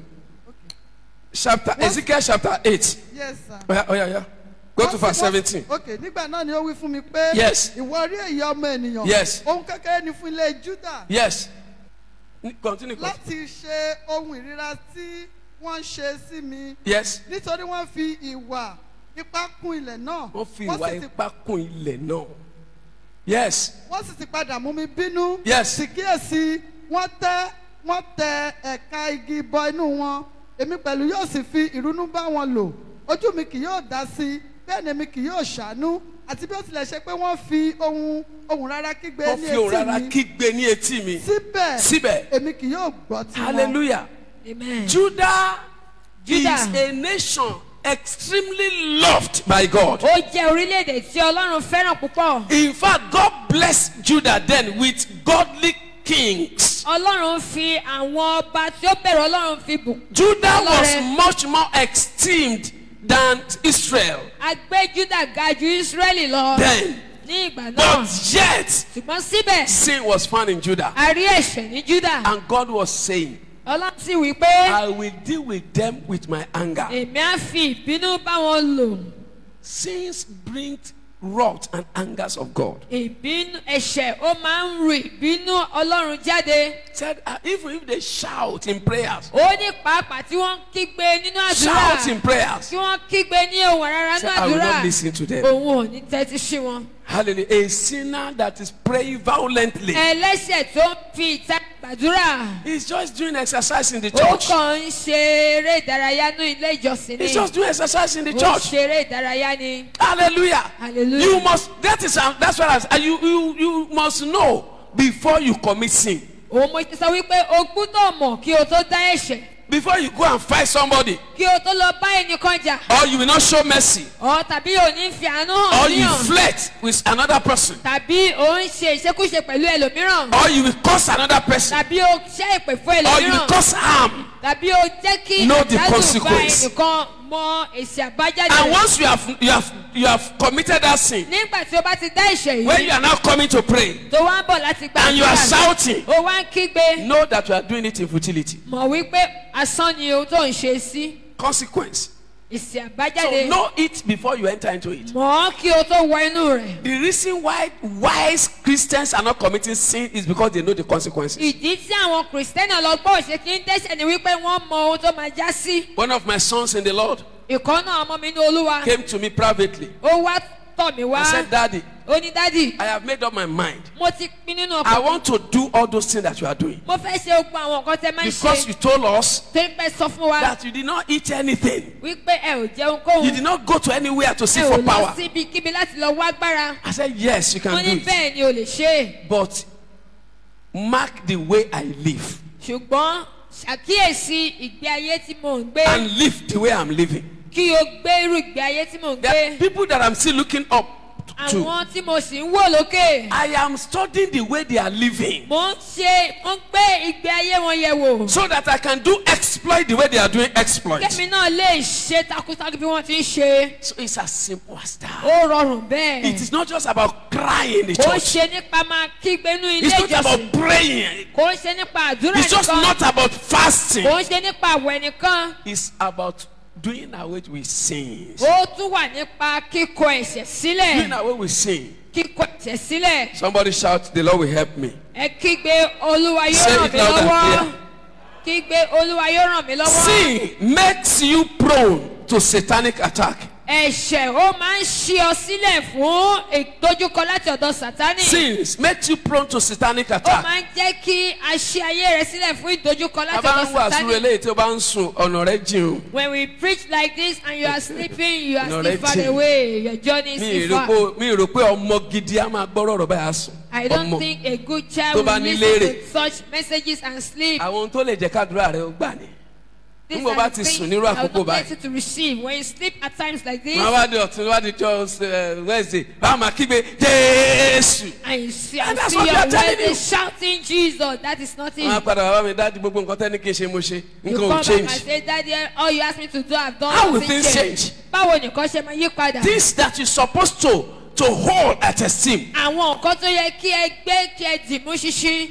You are holding it as if it does not matter. Ẹ ń ṣe wọ́n yẹpẹrẹ bí ẹ pé kò nítumọ̀. Hallelujah. Hallelujah. In all my life, Ní gbogbo ọjọ́ ayé mi, presently, títí di I àkókò don't yìí, read Bible to see where is the blessing of God. Where is it? No. I don't read Bible for that mi again. kì í ka Bíbélì láti máa wá ìbùkún Ọlọ́run kiri mọ́ rárá o. What I read Bible for now Ohun tí máa ka Bíbélì fún is the nísinsìnyí. instructions of God. Òun ni fún ìkìlọ̀ Ọlọ́run. What is God saying we should do? Kí ni Ọlọ́run fẹ́ kí n What is ṣe? He saying we should not Kí do? ló ní ká má ṣe? To answer prayer is very simple. Láti dáhùn àdúrà ó rọrùn púpọ̀. Very simple. Ó rọrùn. But obedience to God's instruction Ṣùgbọ́n ìgbọràn sí is Ọlọ́run tough. kò ó le púpọ̀. When you commit sin, Tí o bá dẹ́ṣẹ̀, you are prone to the attack of Satan. o ti ṣí sílẹ̀ fún ìdojúkọ láti ọ̀dọ̀ It does Sátánì. not matter how you can pray. Kò ní ṣe àdúrà tó lè gbà. Mo ti gbọ́ àwọn èèyàn tó jẹ́ pé mo ti gbọ́ ẹnìkan tó sọ fún mi every day ló ń ṣe ṣòro. I've heard somebody that said every day he has vigil. Every day Every day ló ń ṣe ṣòro. they have vigil. Ayé rẹ̀ ò sì yí padà. And the life did not Ẹ change. gbọ́ kí ló wà nú ayé rẹ̀? What is It's it? as simple as that. Ó jẹ́ ohun tí ó rọrùn. Ẹ̀ṣẹ̀ ló wà nú ayé It rẹ̀. is the sin in the life. Kàn kígbe lásán. He just shouting in vain. Hallelujah. Hallelujah. A church Ìjọ kan fasted wọ́n gbàwẹ̀ for 100 days. fún ọgọ́rùn-ún I told ọjọ́. you 100 days Ọgọ́rùn-ún ọjọ́ and a vigil for 100 days àti ìṣòro fún ọgọ́rùn-ún and they ọjọ́. did revival for 100 days. Wọ́n sì ṣe ìsọjí fún ọgọ́rùn-ún ọjọ́. Fasting 100 days, Àwẹ̀ same ọgọ́rùn-ún ọjọ́. time, revival 100 days, Bákan náà ìsọjí ọgọ́rùn-ún ọjọ́ vigils 100 days. àti ìṣòro ọgọ́rùn-ún ọjọ́. And when they were, I joined them in some of these days Mo darapọ̀ mọ́ wọn ní àwọn ìgbà díẹ̀. because I thought nǹkan wọn léyìn ṣe yìí tó bá máa fi máa parí ẹ̀ ha Because I was thinking that what they are doing by the time they will conclude it, ẹ̀rí àgbá yamuyamu ni. that testimonies will flock in. Hallelujah. Hallelujah. So the pastor asked me to come and, when they wanted to finish it last Sunday, when they finish it, when they are doing their Thanksgiving, one wanted me to come and minister to them. Olùṣàgùtàn wọn fẹ́ kí wá jíṣẹ́ ìránṣẹ́ ní ọjọ́ tó máa ṣe ìdúpẹ́. Kan náà wá kọrin mi rò pé wà ń bẹ inú ṣọ́ọ̀ṣì yẹn ló ti wá. One of my choir members came from that church. I don't think Church, she's yeah, here. I prepare wonderful sermon. Mo ṣètò iṣẹ́ ìránṣẹ́ tó Sermon that lágbára. no problem can stand before you. Èyí tí ìṣòro kan ò lè kojú rẹ̀. You will see massive rain of the miracles and blessings. Wàá rí ọ̀pọ̀ òjò ìyanu àti ìbùkún. On that Sunday morning, Ní òwúrọ̀ ọjọ́ I woke up ìsinmi, very early. mo tètè jí. I was praying on my walk. Mo ń gbàdúrà lórí iṣẹ́ tí That mo fẹ́ I was ṣe. to share. So as I knelt down to pray, Bí mo ti kúnlẹ̀ láti I gbàdúrà, just heard the voice of the wọ́n á Lord. gbóhùn Olúwa. Nobody can use fasting and prayer to bribe me. Kò sẹ́ni tó lè lo àwẹ̀ àti àdúrà láti fi tù mí lójú. Go and tell them that. Lọ sọ bẹ́ẹ̀ fún wọn. Kò lọ bá ń tó gba àwẹ̀ 100 days. Kó wá sọ fún wa pé Olúwa sọ wípé you cannot bribe me with. Ṣé wọn ní sọ̀kúta pààyàn? Is it possible for me to say God says your 100 days fasting you cannot use it to bribe me? I said, Daddy, show mercy. Ah. I prayed. I did not hear anything again. Mo wá gbàdúrà Olúwa ṣàánú mo gbàdúrà mi ò sì gbọ́ ohun I tó wọ́n. prayed. I did not hear Mo anything again. gbàdúrà mi ò gbọ́ ohun rẹ̀ mọ́. And I knew Mo sì mọ̀ I have to preach it. wípé mo ní láti wàásù And rẹ̀. it was difficult for me to preach. Ó sì le fún mi láti wàásù. And I went back to the Lord. Mo wá padà tọ̀ Ọlọ́run lọ. Help me to preach it. Ràn mí lọ́wọ́ láti wàásù rẹ̀. And I went to that church. Mo wá lọ sílé ìjọ yìí. And I told them I have bad news. Mo wá sọ fún wọn pé ìròyìn burúkú ni mo ní. And I preached it. Mo wá wàásù rẹ̀. The pastor took on it's a lie. Àlùfáà jáde ó ní irọ́ Àwọn ni. tá a gbàdúrà, a máa rẹ́sì àdúrà ní títí wá. We that pray will see our answer. A máa rẹ́sì àdúrà. We will see the answer to Mo our sì ń bá prayer. wọn ṣàmì. I went to the ushers. Mo ń bá wọn ṣàmì. I was saying amen with them. As we are talking today, Bí a ti ń sọ lónìí, as I'm preaching today, tí mò ń wàásù the nísinsìnyí, population of that church today èrò inú ìjọ yẹn lónìí. Both children, adult men and women, everybody, they are not up to 40. Àti àgbà àti ọmọdé àtọkùnrin àtobìnrin wọn ò ju 40 lọ. Nobody share any testimony. Kò sí ẹni tó pín ẹ̀rí kan. 100 days fasting Àwẹ̀ Vigil. 100 and revival. àti ìṣòro àti ìsọjí 100 Listen ọjọ́. very carefully. Gbọ́ mi dáradára. You cannot mix sin with God. O lè po ẹ̀ṣẹ̀ pọ̀ mọ́ Ọlọ́run. It will make you prone to Satan Ó attack. máa ṣí ẹ sílẹ̀ fún ìdojúkọ láti ọ̀dọ̀ Sátánì. Let me quickly show you some things. Jẹ́ kí n fi nǹkan hàn án ní kọ́kọ́. Hallelujah. Hallelujah. Somebody shout, the Lord will help me. Ẹ kígbe Olúwa yóò ràn mí lọ́wọ́. Sin will make you a slave to Satan. Ẹ̀ṣẹ̀ máa sọ ọ́ di ẹrú fún Sátánì. That is 3A. Èyí ni ìkẹta. So, sin will make you a slave to Satan. Ẹ̀ṣẹ̀ á sọ ọ́ di ẹrú fún Sátánì. In Romans chapter 6 verse 16. Róòmù kẹfà ẹsẹ̀ kẹrìndínlógún. Know ye not that to whom you yield yourself a servant to obey, his servant are to whom ye obey, whether of sin unto death or of obedience unto righteousness. ẹ̀yin kò mọ̀ pé. Yes. ẹni tí ẹ̀yin bá jọ̀wọ́ ara yín lọ́wọ́ fún bí ẹrú láti máa gbọ́ tirẹ̀ ẹrú ẹni tí ẹ̀yin bá gbọ́ tirẹ̀ ni ẹ̀yin ṣe bá ṣe ti ẹ̀ṣẹ̀ sínú ikú tàbí ti ìgbọràn sí òdodo. Hallelujah. Amen. So you will become a slave Wàá to wá Satan. di ẹrú fún Sátánì. A slave to Satan. Ẹrú fún Sátánì. Once you are a slave, Nígbà tó bá ti di ẹrú, he can use you ó anyhow. lè lò ọ́ bó ti wù ú. Anyhow. Bó ti wù ú ló máa lò ọ́. How can Satan touch me? Báwo ni Sátánì ṣe fẹ́ fọwọ́ kàn When mí? I don't hold anything that belongs to him. Nígbà tí mi ò ní ohun tó jẹ́ tirẹ̀ lọ́wọ́. Yes. Now, Bẹ́ẹ̀ni. you hold anything that's of Satan. Mo ò ní ohun ti Sátánì lọ́wọ́. Yes. Bẹ́ẹ̀ni, Some youths invited me last week àwọn ọ̀dọ́ kan In the pè church. mí sí ìjọ wọn ní ọ̀sẹ̀ tó and I kọjá. told them, Mo sọ fún wọn since I have gotten born again, láti ìgbà tí mo ti di àtúnbí. I have never kissed any other woman except my wife. No Mi ò woman. fi ẹnu kó obìnrin mìíràn rìn mọ́ yàtọ̀ sí aya mi. I have never slept with any woman. Mi ò bá Since I born again. mìíràn sùn mọ́ láti ìgbà tí mo ti di I charge them. How àtúnbí. many of you, youths, Mo wá ní mélòó nú ẹ̀yin ọ̀dọ́. after you're born again, that can stand and say the same thing? Lẹ́yìn tí ẹ ti di àtúnbí tẹ lè sọ bákan náà. As I say, sometimes myself and my wife we go to a mountain and spend 30 minutes. How many minutes? 30 minutes. Ìgbà mìíràn mi àti ìyàwó mi á lọ sórí òkè láti lo ọgbọ̀n ìṣẹ́jú. Before we get to Lagos, miracle has taken place. Kí a tó dé Èkó ìyanu á ti ṣẹlẹ̀. Why? Kí nìdí? We are no longer a slave to Satan. A ò ṣerú fún ẹ̀ṣẹ̀ mọ́. 30 minutes. Ìṣẹ́jú ọgbọ̀n. We go to Ajegunle. Àṣàyè lọ sájégúnlẹ̀. Orí òkè láti máa gbàdúrà yìí. We will pray on the mountain. Can be one prayer point. Just it can be one Carry prayer point. car. We go there. And we lọ get síbẹ̀. there. We spend 30 minutes. Tàbá débẹ̀ á lo ọgbọ̀n ìṣẹ́jú. Ask her. But before we get home, yes, testimony. Kí a tó padà délé ẹ̀rí á ti ṣẹlẹ̀. So many of you want to live that kind of life. Ọ̀pọ̀lọpọ̀ fẹ́ gbé irú ayé But you bẹ́ẹ̀. are a slave to Satan. Ṣùgbọ́n o ti di ẹrú fún Slave to Sátánì. Satan. Ẹrú fún Sátánì. Ẹlòmíì èpè òkú lẹ́nu ẹ̀ títí dòní. Some people they cannot stop cursing. Even Ọ̀rọ̀ ayé òkú lẹ́nu ẹlòmíì títí dòní. worldly sentence statement do not leave their mouth till now. Ìbínú òkú ònú akọ ẹlòmíì títí dòní. Anger is still in some people till now. Ìkorò ọkàn Bitterness of mind. ẹlòmíì ìsọkúsọ. Some people careless I was talking. telling a person, Mo sọ fún ẹnìkan. and you want your shop to be okay. O sì fẹ́ kí ibi ìtajà rẹ kí ó dára. Shop rẹ ló ti ń sọ̀rọ̀ ṣọ́ọ̀ṣì. In your shop they are talking against Ibẹ̀ church. ìwọ náà lẹ́nu máa sọ̀rọ̀ ibẹ̀ ló ti ń ṣèpàdé church. They meet and talk against churches in your Kò shop. sí ni kò sí ohun tẹ́ lè ṣe nínú ṣọ́ọ̀bù bẹ́ẹ̀. There is nothing you do in such a place Bẹ́ẹ̀ of kó 100 million síbẹ̀ kí ló máa ṣẹlẹ̀ sí? even if you invest 100 million there. Bẹ́ẹ̀ni if you pé don't àwọn ènìyàn mi give. ṣègbé torí wọn ò ṣe kí ni sà. The Bible says my people perish because they lack wisdom. Wọ́n ń bọ̀ ní ṣọ́ọ̀bù rẹ̀ ló ń bọ̀, máa jókòó sí.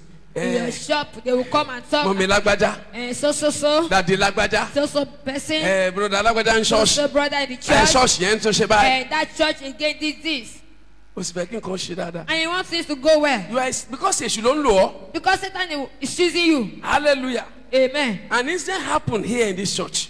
Ohun kan ṣẹlẹ̀ ní ìjọ yìí. And a woman heard of that thing. Obìnrin kan sì gbọ́ nípa rẹ̀. She heard from outside. Ó gbọ́ láti ìta. I was so sad. Ó ó wá She was banújẹ́. now telling people, adding to what happened. Ó wá ń sọ fáwọn ènìyàn, ó tún fi kú ohun tó ṣẹlẹ̀. Wọ́n á pe mọ́mí mo níṣẹ́ tí lágbádá fi ń jìyà kiri náà rèé. And I called mommy, look at why this person is suffering Ohun tó about. ṣẹlẹ̀ òun rèé. This is what happened. Ó wá lọ fi tiẹ̀ kún. She added to Sọ fún àwọn it ènìyàn. and tell others. Ó sì ń bẹ̀. Wọ́n sọ Not fún ọ ní. that you were told. Báwo logún ṣe fẹ́ tọ́nú ayé rẹ̀? How does battle want to end in your life? Ta ló ń lò ọ́ láti fi kún? Ta ló ń gbénú rẹ̀ láti fi kún? Ẹ̀gbọ́n ta ló ń gbénú ẹ̀? Who is in Ẹ who is sọ̀rọ̀ living dáadáa. in her to add to it? Ṣé ẹ mẹ́tí Satan. mò ń sọ̀rọ̀ nípa ẹ̀? Do you Ẹ sọ know kí ló ń the gbénú ẹ̀ person? sà? What is living in that person? Satan. Slave to Satan. Ẹrú fún Sátánì. Some people in this church, oh, thank God yẹn ò tún sí mọ́ for now. Bí ó dẹ̀ wà mí mọ̀. Maybe it's still on, I don't know. Some people will tell anybody about the church. Àwọn kan táwọn Tó bá ti ń ìfẹ́ ṣe- gets to church and Some perform. members will call the person. Àwọn ọmọ ìjọ kan wá When did you come? Ìjà wo ló dé gan? Where did you come? Ìjà wo ló You dé? better be careful. Ó jẹ́ sọ́rẹ̀. Ẹ gbọ́ kí ló ń tinú wọn sọ̀rọ̀? What is Ẹ speaking sọ̀rọ̀ out of dáadáa. them? Satan. Ẹ̀ṣẹ̀ ló sì fà. So Satan, they are slaves to Satan. Sin that is the cause because they are slaves to Satan. Slaves to Satan. Wọ́n jẹ́ irú sí ẹ̀ṣẹ̀. Gbogbo tó wà nù ìjọ ni wípé Everything in the church is that ẹni tó wà lẹ́yìn lè di ẹni ìṣíwájú. the last person can become first. Sẹ́ni tó wà wájú ni kó ṣe kí ni sà? It is the person at the forefront that should be careful. But once you are a slave to Ní Satan, kété tí o bá ti jẹ́ irú fún Satan will be Sátánì, using you èṣù á wá máa lò and you ọ́. be enjoying it. Wàá sì máa gbádùn Ìjọ rẹ̀. tó bá ti sọ ohun tí ò yẹ kó sọ The day you speak the wrong thing tó padà délé and you get back ló home, wá lọ kọ sínú dáárì rẹ̀. you write it in his diary. Èṣù lò mí lónìí o. You write it in your diary. Satan used me Kò today sì máàkì rẹ̀. and mark it. A slave to Satan. Ó ti di ẹrú fẹ́ṣẹ̀. Hallelujah. Hallelujah. And it is sin that will make you a slave to Satan. Ẹ̀ṣẹ̀ ló máa sọ ọ́ di ẹrú fún Sátánì. Number 2.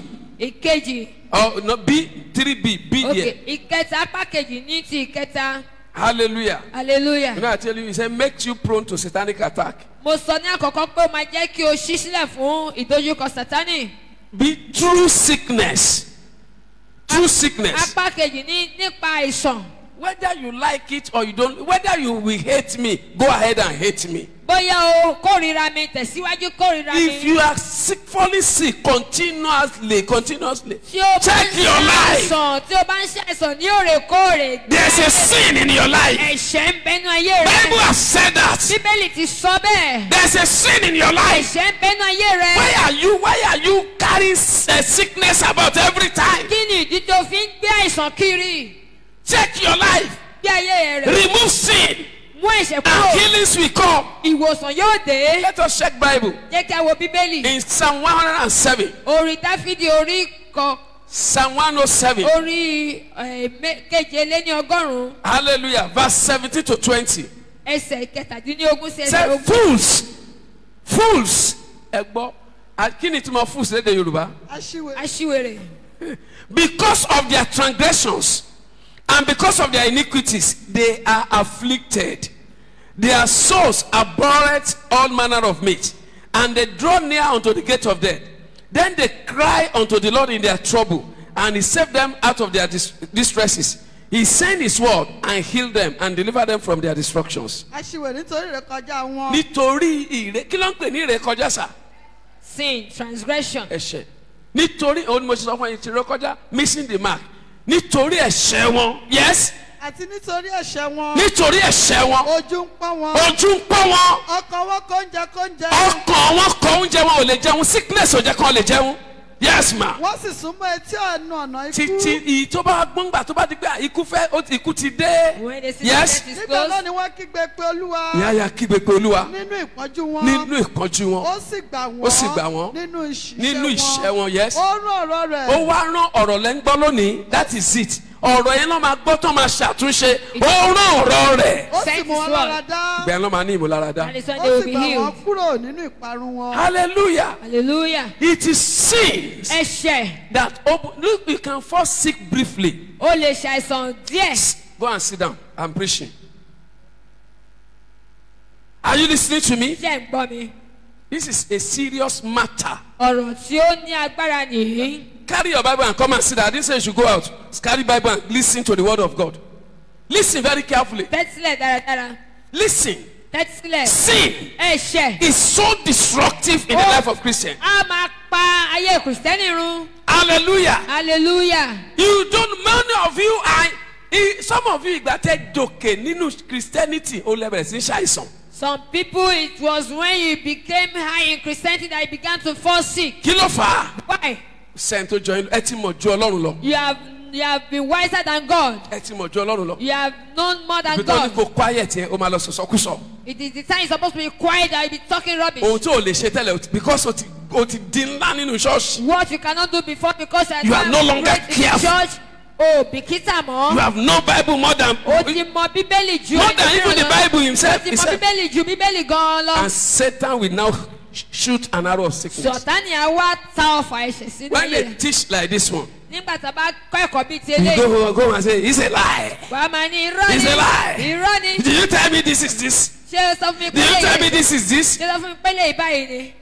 You are arguing with the word of God. Wàá máa fi ọ̀rọ̀ Ọlọ́run wàá máa sickness will ṣàníyànjiyàn be pẹ̀lú there. àìsàn á wà ń No, bẹ̀. none of you is as sick as I used to be before. Nobody here. Kò sí ẹnikẹ́ni bí tí ó jẹ́ ẹlẹ́ṣẹ̀ bí mo ṣe jẹ́ ẹlẹ́ṣẹ̀. That- Tó ṣàìsàn bí mo ti ṣàìsàn sẹ́yìn rí.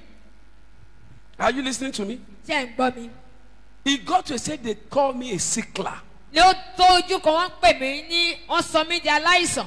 But when I enter into church, Ṣùgbọ́n nígbà tí mo wọnú I ìjọ, was hearing something like this. mo wá ń gbọ́ àwọn ọ̀rọ̀ bíi eléyìí. And I decided to leave so many things. Mo wá pinnu láti kọ ọ̀pọ̀lọpọ̀ nǹkan And I sílẹ̀. decided, and I left all those Mo things. sì kọ̀ wọ́n sílẹ̀. And my life is free. Ayé mi wá gba And I òmìnira. told God, Mo sọ fọ́lọ́run. I hate, listen, Tẹ́tí sílẹ̀ o. I hate, Mo ní mo syringe. kórìíra abẹ́rẹ́. I don't like it. Mi ò nífẹ̀ẹ́ sí rárá. I hate hospital. Mo kórìíra ilé I ìwòsàn. don't like it. Mi ò nífẹ̀ẹ́ rẹ̀. And he heard my prayers. Ó sì gbọ́ àdúrà mi. Is it not the same God? Ṣé kò ń ṣe Ọlọ́run He kan will náà ni? hear yours. Yóò gbọ́ wa. Remove sin. Mú ẹ̀ṣẹ̀ kúrò. When you commit sin, Tí o bá you dẹ́ṣẹ̀, are prone to the attack of Satan. Sàtánì á dojú kọ. And one of the attacks is that you shoot arrow of sickness. Ìkan náà àwọn ìdojúkọ ni wípé yóò ta ọfà àìsàn. What of some of you, what you are thinking sins to be, sin is more than that. Ohun tí ọ̀pọ̀lọpọ̀ ń fi ẹ̀ṣẹ̀ pè ẹ̀ṣẹ̀ ju bẹ́ẹ̀ lọ o. Some things that sin is about when you are flirting, you are stealing, you are fighting. That is when you are a witch, Ọ̀pọ̀lọpọ̀ rò bí ẹni pé murderer. tí o bá ń ṣèṣekúṣe tàbí o ń jalè tàbí o pànìyàn àbí o mú nǹkan oníkan ní ẹ̀ṣẹ̀ ó jù bẹ́ẹ̀ lọ. Ẹ jẹ́ kí n sọ ìkankan fún yín nínú ẹ̀ṣẹ̀. Let me tell you something in sin. Bíbélì sọ wípé The Bible says, níbo ni àwọn ọlọ̀tẹ̀ máa ń gbé? Kìrìsìtẹ́nì ò dẹ̀ kí ló ń pè ní ọlọ̀tẹ̀? Àwọn tó ń jókòó sọ̀rọ̀ ẹlòmíì people that backbite, tó ń pè ní ọlọ̀tẹ̀ nìyẹn o. Níbo ló ń gbé? So ṣé yẹn ò le? where do they live? Ṣé kò le? Is that not Ilẹ̀ gbígbẹ. on Ẹ bá lọ jókòó. dry land? Olóró òṣìṣẹ́ wa sọ báyìí. The Ẹ head má of the dá lóhùn. worker said this thing. Don't mind Don't him. leave him. Níbo ló máa gbé sà? Where do they live? On dry Ṣáàrí wọ́n tún land. sọ fún kọ́ máa dáwọ́ o. They will Wọ́n tell tún ní you, kọ́ máa dáwọ́ o. they have said they will Wọ́n tún ti bẹ̀rẹ̀ o. They have Níbo ló ń gbé started sà? again. Where do they live? On dry land. Bọ́ ẹlòmíì ò gbà pé ẹ̀ṣẹ̀ nìyẹn. But some people don't believe that is sin. Bíbélì sì fi kalẹ̀ clearly. And the Bible established it Ilẹ̀ clearly gbígbẹ ni ọlọ̀tẹ̀ máa ń gbé. that the backbiters, they live on dry land. The rebels, they live on Hallelujah. dry land. So why are we not reading Bible? Ìdí kí ni ìdí tí To a know fi sin. kàdé kí a mọ Ǹjẹ́ ẹ̀ṣẹ̀? jẹ́ mọ̀ wípé Do you know that tó o bá ṣàánú if you don't show mercy, ẹ̀ṣẹ̀ ni. it's a sin. Ẹ̀ṣẹ̀ ni. It's a sin. Hallelujah. Hallelujah. Ìjọ́ tí ọ̀rọ̀ kọ́rọ̀ kí ti ń dọ́dọ̀ mi, ó ní ọjọ́ tí ẹnìkan ti wá sọ̀rọ̀ tó dẹ̀ sọ fún mi pé mi ì gbọ́ kí n òun kàn fẹ́ jẹ́ kí n gbọ́ dáàdi nǹkan kan lọ ń ṣọ̀ṣì o báyìí báyìí òun kàn fẹ́ jẹ́ kí n gbọ́. Person just said, I just want you to hear what is going on in the church. So said, I just want you to hear about it. Ènìyàn burú o. Man is wicked. Àṣé òun ni chairman níbi tán ti sọ̀rọ̀. Not knowing that he was the chairman of that place where they spoke. Ó wá sọ báyìí ló ṣe ọ lọ ó ti kà wọ́n tó wà ń bẹ̀.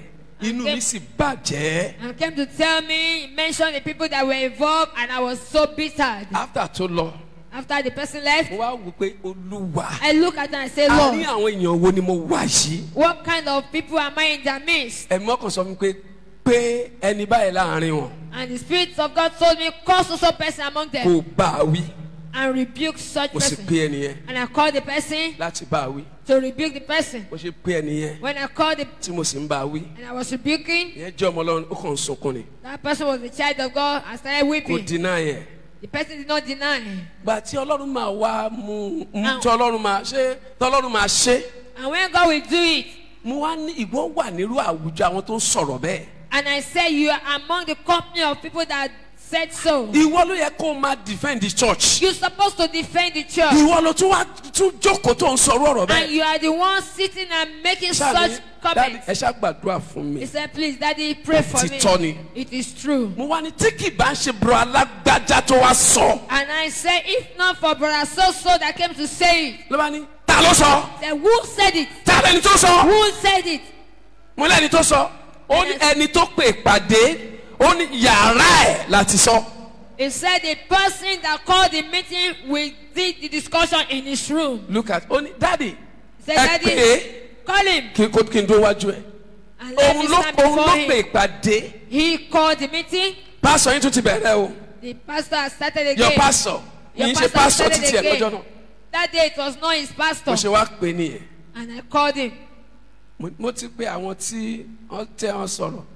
I said, I've called the people that made those But comments. wọ́n sọ àwọn kan fún mi kò yé mi. But they told me some things I did not understand. Yàrá ta ló ti sọ̀rọ̀? In whose room did they meet? Mo shock. He was shocked. Daddy, He said, Daddy, tí n bá gbọ́dọ̀ mi ní sọ fún yín mọ́. If Má I- sọ ọmọ látòní lọ. if I hear anything, I will not Yàrá tell you ta ló ti again. sọ̀rọ̀? I say, whose room did they make Bá ní that yàrá o. meet? He said, his room. Ta ló pè pàdé? I said, who called Ó the bá lóun meeting? o mọ̀ mọ́ ìwọ He náà ló pè said, pàdé. he didn't know. And I said, you called the meeting. Nǹkan tó ń pè ọ̀tọ̀, nǹkan tó wá ń sọ. And what he Ìwọ. called for was different. What they were saying is different. I said, you. Listen very carefully. Ẹ tẹ́tí sílẹ̀ dáradára. Inú ilé tán bá ti ń sọ ìpàdé ọ̀tẹ̀.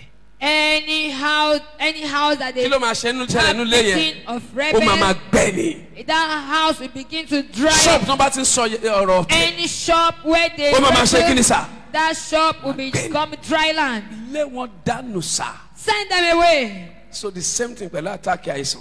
The same thing with the attack of sin, Àìsàn. self-sickness. Hallelujah. Hallelujah. Praise the Lord. Tó Hallelujah. o bá fẹ́ ṣàìsàn mọ́ láyé, If you don't want to be sick Kó o again tó in your pray. life, before you pray, yọ ẹ̀ṣẹ̀ pátápátá kò nu ayé rẹ̀. take away sin from your Ọ̀rọ̀ life. ẹ̀ṣẹ̀ nínú ọ̀rọ̀, Sin in words, nínú èrò, in your yọ thoughts, ẹ̀ṣẹ̀ kúrò nínú ayé rẹ̀. take away sin from your life. Are we fighting now? Ṣáàtì ìjà báyìí. So when you are a slave to Satan, Tí o bá di ẹrú fún ẹ̀ṣẹ̀, he Sátánì, can delay God's promises for your ó life. lè dá ìlérí Ọlọ́run dúró nú ayé rẹ. Yes, you are asking God for something Ó ń béèrè lọ́wọ́ Ọlọ́run ó ń béèrè nǹkan lọ́wọ́ Ọlọ́run. because you are committing sin.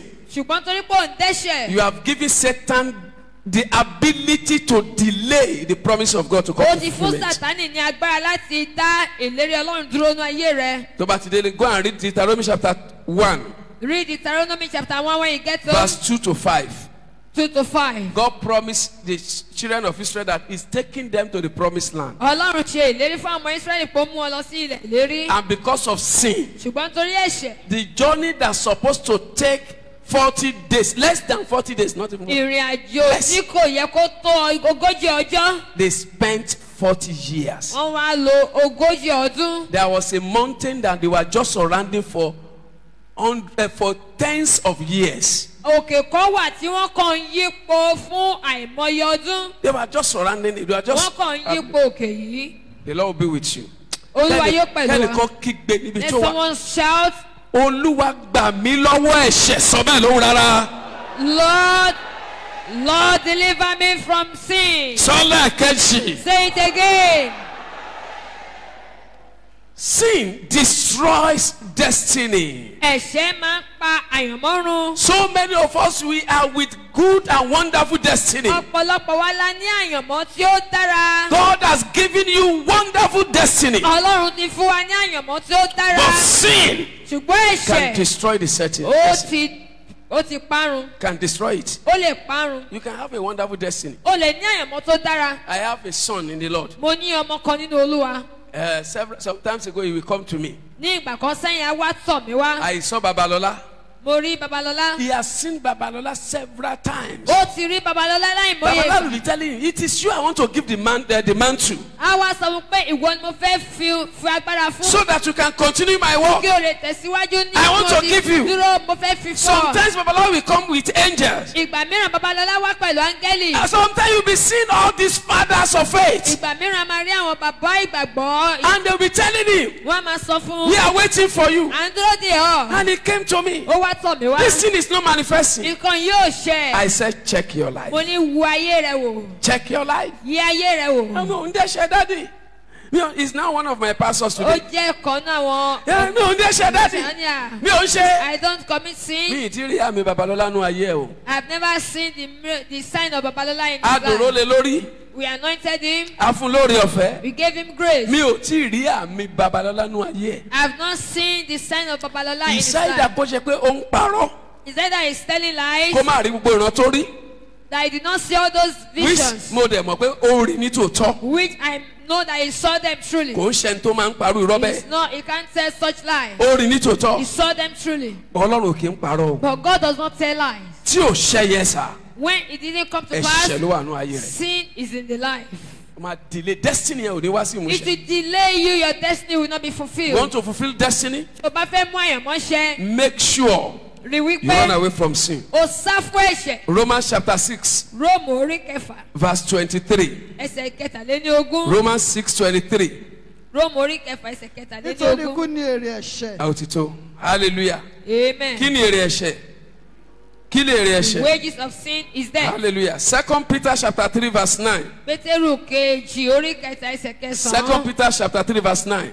The Lord is not slow to fulfill his promise, as some count slowness, but is patient towards you, not wishing that any should perish, but that all should reach repentance. Olúwa kò fi ìlérí rẹ̀ jáfara bí àwọn ẹlòmíràn ti ń kà sí ìjáfara ṣùgbọ́n mú sùúrù fún yín nítorí kò fẹ́ kí ẹnikẹ́ni kí ó ṣègbé bí kò ṣe kí gbogbo ènìyàn kí ó wá sí ìrònúpìwàdà. Hallelujah. Hallelujah. In 1 Samuel chapter 2, Samuel kìíní orí kejì verse 30 to 33. orí ọgbọ̀n sí You see, ìkẹtàlélọ́gbọ̀n. prior to this time, Kó tó di àkókò, God has promised Ọlọ́run ti ṣèlérí that wípé Eli Élì and his generation àti ìran rẹ̀ shall continue to reign as prophets yóò over Israel. tẹ̀síwájú gẹ́gẹ́ bí wòlíì níwájú But òun. in 1 Samuel chapter 2, Ṣùgbọ́n ní ìwé Samuel kìíní orí kejì verse 30 to 33, ẹsẹ̀ ọgbọ̀n sí no, ìkẹtàlélọ́gbọ̀n. that was the destiny of Eli and his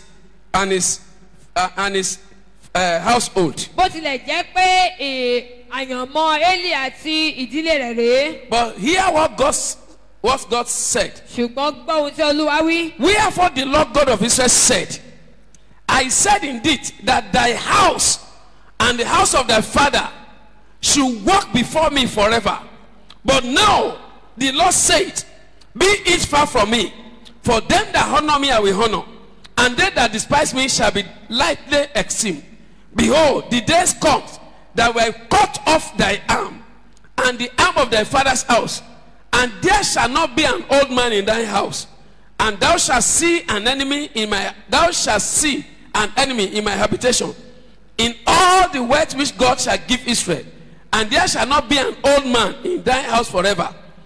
And the man of thine whom I shall not cut off from my altar shall be to consume thy eyes and to grieve thy heart, and all the increase of thy house shall die in the flower of their age. Nítorí náà, Yes. Olúwa Ọlọ́run Ísírẹ́lì wípé Ó wí pé èmi ti wí ní tòótọ́ èmi ni mo sọ tẹ́lẹ̀ wípé ilé rẹ̀ àti ilé bàbá ilé rẹ̀ rẹ̀ àti ilé bàbá rẹ̀ yóò máa rìn níwájú mi yóò máa rìn níwájú mi títí. ṣùgbọ́n nísinsìnyí Ṣùgbọ́n mi ò sọ bẹ́ẹ̀ mọ́. kí a má rí Kí a má rí. àwọn tí ó bọ ọlá fún mi ni èmi ó bọ Ẹni ọlá tó bá fún bu ọlá fún mi ni màá bu ọlá fún. àti àwọn tí kò kà mí sí ni a ó ṣe aláìkàsí. Ẹni tí ò bá kà mí sí mi ò ní kà á sí. Kíyèsí. ọjọ́ wọn ní ń bọ̀ Ọjọ́ kan ń bọ̀ ó ti dé kánkán. tí èmi ó kẹrù rẹ̀ kúrò. Tí màá yọ kúrò, and God did it and replaced the house of Eli with the house of Samuel.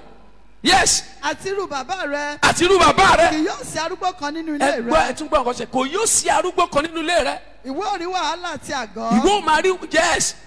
Máa rí wàhálà yes ma. nínú gbogbo ọlá tí ọlọ́run yóò fi fún Ísírẹ́lì Nígbà táwọn èèyàn bá ń rí ọlá ìwọ máa rí wàhálà. kì yóò sì sí arúgbó kan nínú ilé Torí rẹ ẹ̀ṣẹ̀ máa sọ ẹ̀ṣẹ̀ tí Eli ṣẹ̀ fún yín yes ma. Ṣé ó ti tán? Bẹ́ẹ̀ni sà. Hallelujah. What was the sin of Eli? kí ni ẹ̀ṣẹ̀ Élì? He refused to train his children Ó in the kọ̀ way of the láti Lord. tọ́ àwọn ọmọ rẹ̀ ní ọ̀nà Ọlọ́run. Some of your children are insulting God in your presence. Ọ̀pọ̀lọpọ̀ àwọn ọmọ yín á máa sọ̀rọ̀ sí Ọlọ́run níwájú rẹ̀. And you are just laughing. Wàá máa rẹ́rìn-ín. And you don't know that it's a great sin. Ó sì mọ̀ wípé ẹ̀ṣẹ̀ ńlá ni. Some of your children will be insulting church. Ọ̀pọ̀lọpọ̀ àwọn ọmọ yín á máa bu ẹnu àtẹ́lù Angel of the church. Áńgẹ́lì ìjọ. Do you think the angel of church will not fight them? Mo rò wípé áńgẹ́lì ìjọ ò ní dojú ìjà kan wọ́n ni. You will laugh. Wàá máa rẹ́rìn-ín. Are you not afraid of God? Ǹjẹ́ ìrù Ọlọ́run ò bá ọ bí? Eli did not commit any sin. Élì ò dá ẹ̀ṣẹ̀ kan. No, not one. Kò dá ẹ̀ṣẹ̀ kan. But because his children were doing wrong things, Ṣùgbọ́n nítorí pé àwọn ọmọ rẹ̀ ṣe ohun tí kò and he tọ́nà. fails to correct Ó them. sì kọ̀ láti tọ́ wọn sọ́nà. Fails to correct them. Ó kọ̀ láti tọ́ wọn sọ́nà. Hallelujah. Hallelujah. Fails to correct them. Ó kọ̀ láti tọ́ wọn Ó sọ́nà. ní gbogbo ègún ẹ̀ṣẹ̀ wá sórí That is Eli. why all those curses came upon him. That is our God. Ọlọ́run wa rèé. That is our God. Ọlọ́run wa nìyẹn. Hallelujah. Hallelujah. Inú ilé wa, in our house, In our house, we don't allow children to talk of any pastor. a ò kí ń gba ọmọ láyè láti sọ̀rọ̀ Whether the nípa pastor is àlùfáà right, kankan bóyá ó ṣe whether the pastor is wrong, tàbí kò ṣe ohun tó You dára. don't talk of your church, O ò ní the sọ nípa assembly. ìjọ rẹ. They don't talk about it negatively. Wọn kì í sọ They know nípa rẹ̀ ní it's ọ̀nà not tí kò allowed. a ò gbà á láyè. Kò sí ọmọ mi tó débi tí mi ò lè, kò sí tí mi ò lè lù láàrin wọn. There is no one of them that I cannot flog. Bàtẹ́yìn, ayé àtijọ́ ìyá máa ń deyín mọ́mọ́ ni. In those days, the mother always bite children. Gbogbo obìnrin nísìnyí wọn ò léyín lẹ́nu mọ́. All women now, they don't have Ọmọ kan such ṣe bó things ṣe wù wọ́n again in nísìnyí their ni. mouth that children behave anyhow right now. Àwọn ẹ̀yìn tí òbí máa ń deyín mọ́ ọmọ. That bag where they will bite the children. Ẹlòmí láàrin tí ọmọ yín bá ti wọ school ó ti jù yín lọ. Some people when they tell you that when they That get is to the school, problem. they are greater than you. Immediately your child is in a higher institution, Tí ọmọ rẹ bá ti wọ ilé ẹ̀kọ́ gíga báyìí, has become your Lord, ó ti di Ọlọ́run fún ọ. committing sins Àwa máa dẹ́ṣẹ̀ at dangerous degree, ní ìpele tí ó and you are lágbára. laughing. See, that was the sin of Eli. Ẹ̀ṣẹ̀ tí Élì dá rèé. Hallelujah. Hallelujah. Amen. Àmín. Praise the Lord. Ẹ̀yin Olúwa lógo. That was number 3. Number 4, Ẹ̀kẹrin, sin ẹ̀ṣẹ̀. is an highway to hellfire. Ó jẹ́ ojú ọ̀nà tí ó ga lọ sí ọ̀run àpáàdì. An highway to hellfire. Ojú ọ̀nà tí ó ga lọ sí ọ̀run Praise àpáàdì. the Lord. Hallelujah.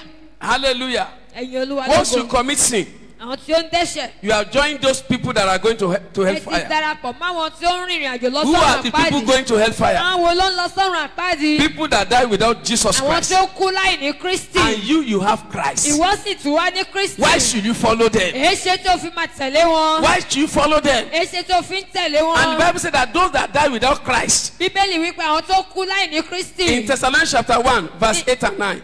Tẹsalónínà Second Thessalonians kejì chapter 1, orí verse kìíní 8 to 9. ẹsẹ̀ kẹjọ sí kẹsàn-án. Just write, don't read, please. Hallelujah. Ẹ kọ̀ọ̀kan sílẹ̀. Bible says that those that don't have wedding gown, Bíbélì wípé àwọn tí wọn ò ní aṣọ ìyàwó. in Matthew chapter 22, Ní ìwé Mátí orí Verse 11 kejìlélógún to ẹsẹ̀ 14. kọkànlá sí kẹrìnlá. and you have wedding gown. Ìwọ sì ní aṣọ ìyàwó. Listen, you have Christ. Gbọ́n oní Kristi. You have wedding gown. O ní aṣọ ìyàwó. What are you doing on the highway to Kí ló hell? wá ń ṣe lójú ọ̀nà lọ́sọ̀rùn àpáàdì? Hallelujah. Hallelujah. But you belong Ṣùgbọ́n because of sin. ó ti darapọ̀ mọ́ wọn nítorí ẹ̀ṣẹ̀. Those that will go to hellfire or lake of fire, Àwọn tó máa lọ sọ́run àpáàdì tàbí adágún náà. the unprofitable servants, Àwọn ọmọ ọ̀dọ́ aláìlérè. those that God has given talent and Àwọn gifts, tí Ọlọ́run fún ní ẹ̀bùn. but they are not using this in the house of the Ṣùgbọ́n Lord. wọn ò lò ó nílé Ọlọ́run. God give them voice to sing, Ọlọ́run fún wọn ní ohùn láti kọrin. but they say mi ìfẹ́ wọ̀ sí o, mi ìfẹ́ wọ̀ sí. I don't want lè darapọ̀ mọ́ àwọn choir. I cannot join choir. I Bible don't said that they will want. go to hell. Bíbélì ni wọ́n máa lọ sọ́run àpáàdì. Because you are wasting the gift of God. If you know that you will not join them, why did you collect God's gift? Ìgbà tó mọ̀ pé òní darapọ̀ mọ́ wọn kí ló tó fi gba ìbọn Ọlọ́run Where ó wá did fi you collect God's ṣòfò. gift? Kí ló tó fi gbà á? They call them unprofitable servants. A pè wọ́n ní ọmọ ọ̀dọ́ Go aláìlérè. and read about that one. Ẹ lọ kà á. Go and read it. Ẹ lọ kà á. It's not about me, it's about them. It's about Bible. Nípa Bíbélì ni. Matthew 25, Matthew orí karùndínlọ́gbọ̀n. 28 to 30. Ẹsẹ̀ Write it kejìdínlọ́gbọ̀n down. sí ọ̀sán. But you are using your gift. Ṣùgbọ́n ó ń lo ẹ̀bùn You rẹ̀. are a worker in the church. Ó jẹ́ òṣìṣẹ́ nínú Why ilé. are you on the highway to hell? Kí ni ìdí tó fi wà lójú ọ̀nà sọ́run àpáàdì? And another set of people that will not make it. Ó ti wá wà lára àwọn tí wọ́n ò ní. Another set of people Àwọn kan tí wọ́n ò tún ní dé ọ̀run. are those whose name are not found in the Àwọn book ni- of life. Àwọn tí a ò rí orúkọ wọn nínú ìwé ìyè. And it is only sin that can remove your name from the book Ẹ̀ṣẹ̀ of life. nìkan ló sì lè yọ orúkọ rẹ kúrò nínú ìwé ìyè. You have Christ. O ní Kristi. You have the wedding gown. O ní aṣọ You are ìgbéyàwó. using your talent. O ń lo ẹ̀bùn rẹ. Jesus said, Jésù wí he pé said, friend, ọ̀rẹ́ why are you here? kí lè ṣe tó fi wà níbí. You are not supposed to carry him out. Kò yẹ kó wà bí ẹgbẹ́ jáde. You have Christ. O ní Kristi. You have the wedding gown. O ní aṣọ ìyàwó. You are using your talent or O ń gift. lo ẹ̀bùn rẹ. But your name is not found in the book of life. Ṣùgbọ́n a ò rí orúkọ rẹ nínú ìwé ìyè. What can remove your name from the book of Kí ló life wá lè yọ orúkọ rẹ kúrò? is only sin. Ẹ̀ṣẹ̀ nìkan ni. Can't you just look at your life? Ṣé o kàn wá lè gbé ayé rẹ yẹ̀ You wò? have done so much. O ti ṣe ohun tó pọ̀. Should you allow sin to kill you? Ṣé ó yẹ kí o gba ẹ̀ṣẹ̀ láàyè láti pa Revelation ọ́ ní? chapter 20. Just read that one. Let us Ìfihàn go. orí ogún Revelation ẹ̀ka. 20, Ìfihàn orí ogún verse 15. ẹsẹ̀ karùndínlógún. Revelation 20, 15. And if any was not found written in the book of life, it was cast into the lake of bí fire. a bá sì rí ẹnikẹ́ni tí Yes. a kò kọ orúkọ rẹ̀ sínú ìwé ìyè a sọ sínú adágún iná. Kí lorúkọ èèyàn ṣe ní dénú ìwé yìí? Why your name don't enter the book of life? O ní Jésù, You have Jesus. o ní aṣọ ìgbéyàwó, You have your wedding o gown. tún ṣiṣẹ́ ní ilé And Olúwa. that's working in the house of God. Kan ṣoṣo tó lè yọ orúkọ rẹ̀. One thing that can remove your name Ẹ̀ṣẹ̀ ni. is sin. Dé lórí ẹsẹ̀ rẹ̀. Rise up on your feet. Wàá kígbe pẹ̀lú You gbàgbára. will shout with all your strength. Olúwa, Lord, kí ẹ̀ṣẹ̀ tó pa mí run. before sin will destroy me, Tètè bá mi pa ẹ̀ṣẹ̀ runú ayé. quickly destroy sin in my Kí life. ẹ̀ṣẹ̀ tó pa mí run. Before sin will destroy me, Tètè bá mi pa ẹ̀ṣẹ̀ run. quickly destroy sin in Bá mi my pa life. ẹ̀ṣẹ̀ run. Let me Ó destroy yẹ it. sọ́ọ́dì àdúrà. Prayer in the name You better of pray now. Jesus. Father, before sin destroy me, destroy the sin in my life. In the name of Jesus. Makaposo ṣé bó ṣe máa gbàdúrà nìyẹn? You better pray. Ẹ gbàdúrà. Before sin destroy me. Kí ẹ̀ṣẹ̀ tó pa mí run. Father, destroy the sin. Tètè bá mi parun bàbá. Destroy the sin. Parun ní ayé mi. Destroy the sin. Destroy. Masekaye polikasinda. Rimosekeyaba. Destroy the sin. There is no little sin. Destroy that sin. Kò sí ẹ̀ṣẹ̀ kékeré. For in Jesus' mighty name we are Ní praying. orúkọ Jésù ni ẹ gbàdúrà. What sin is denying me of my testimony? Ẹ̀ṣẹ̀ wo ni ó ń dá tí ò jẹ́ kí ẹ̀rí mi kó tẹ̀ mí lọ́wọ́? Let that sin catch fire now. Jẹ́ kí ẹ̀ṣẹ̀ yìí kó gbiná nísinsìnyí. If that sin in my life Ẹ̀ṣẹ̀ tó wà ní ayé mi yìí. that is denying me Èyí tí kò jẹ́ kí ẹ̀rí mi. of my blessing, Kò jẹ́ kí ìbùkún mi kó tẹ̀ let mí the lọ́wọ́. sin die. Jẹ́ kí ẹ̀ṣẹ̀ yìí kó dòkú. Let it die from my blood. Jẹ́ kí ó dòkúnú ẹ̀jẹ̀ mi. Are you ready to pray? Ṣẹ̀ṣẹ̀ tó láti Now gbàdúrà. pray in the name of Jesus. Gbàdúrà lórúkọ Jésù. Father, in the name of Jesus, that sin that will not allow me to have my testimony, that sin that will not allow me to have my miracle, let that sin be destroyed now. Let that sin be rooted out of my life now. Let that sin be destroyed now. In the name of Jesus. Makaye poli kare posekeyaba. For in Jesus' mighty name we have prayed. Amen. You know yourself. Ó mọ́ra rẹ̀. I know myself. Mo sì mọ́ra mi. You will cry unto God. Wàá kígbe sí My Ọlọ́run. Father, Bàbá mi. this is my shortcoming. Ibi tí mo kù sí I rèé. cannot help myself. Mi ò lè rànra mi lọ́wọ́. Help me, Lord. Ràn mí lọ́wọ́ Olúwa. Bishop Oyedepo prayed a prayer point Bàbá Oyèdépò gbàdúrà kan several years ago. ní ọ̀pọ̀lọpọ̀ ọdún It sẹ́yìn. was a dangerous Ó prayer. jẹ́ àdúrà tó ní He ewu. said, Ó wí pé if I shall uncover the pants of any other woman beside my wife, tí mo bá wo àwọ̀tẹ́lẹ̀ obìnrin mìíràn yàtọ̀ sí ìyàwó mi. said, let leprosy cover me. Ó ń jẹ́ kí ẹ̀tẹ̀ kó bò mí. Are you listening to me? Ṣé ẹ tẹ́tí sí mi? Maybe he had problem with Bóyá ó women. ní ìṣòro kan Nobody knows. ní But he apá ibẹ̀. prayed a prayer that only strong people can pray. Ṣùgbọ́n ó gba àdúrà tó jẹ́ pé àwọn alágbára nìkan ló lè gbà Tí á. mo bá ká ìdí obìnrin kan sókè, If I can see the pants of another Ọlọ́run mi woman, ó ní jẹ́ kí ẹ̀tẹ̀ ó bò say mí. my God, let leprosy cover me. Ọkùnrin mélòó ló lè gbàdúrà àdúrà bẹ́ẹ̀? How many men can pray that? Obìnrin mélòó ló lè gbàdúrà rẹ̀? How many women can pray Bí that? ọkùnrin mi bá tún káṣọ mi sókè lẹ́yìn ọkọ mi, Another man should raise my jẹ́ clothes kí after my ẹ̀tẹ̀ tí husband. ò ní sàn jẹ́ kó bò mí. Let an incurable leprosy cover me up. Hallelujah. Hallelujah. The man said something. Ọkùnrin yìí sọ ohun kan. I wrote it down in capital letter in my diary. Mo kọ sílẹ̀ nínú ìwé Said, if you don't live in bond, you will die in bondage. tí o bá gbé nínú tí Hallelujah. o bá fira sínú ìdè o lè gbé nínú ìdè. O máa kú sínú Okay, ìdè. o máa kú sínú ìdè. Ìdè kékèké kan àti èèyàn máa fi ara rẹ̀ sí. There are some little bondage that won't put Tí mo themselves. bá tún jà, If I fight again, Ọlọ́run padà lẹ́yìn mi. Lord, get behind me. Fira rẹ̀ sínú ìdè kékeré nìyẹn.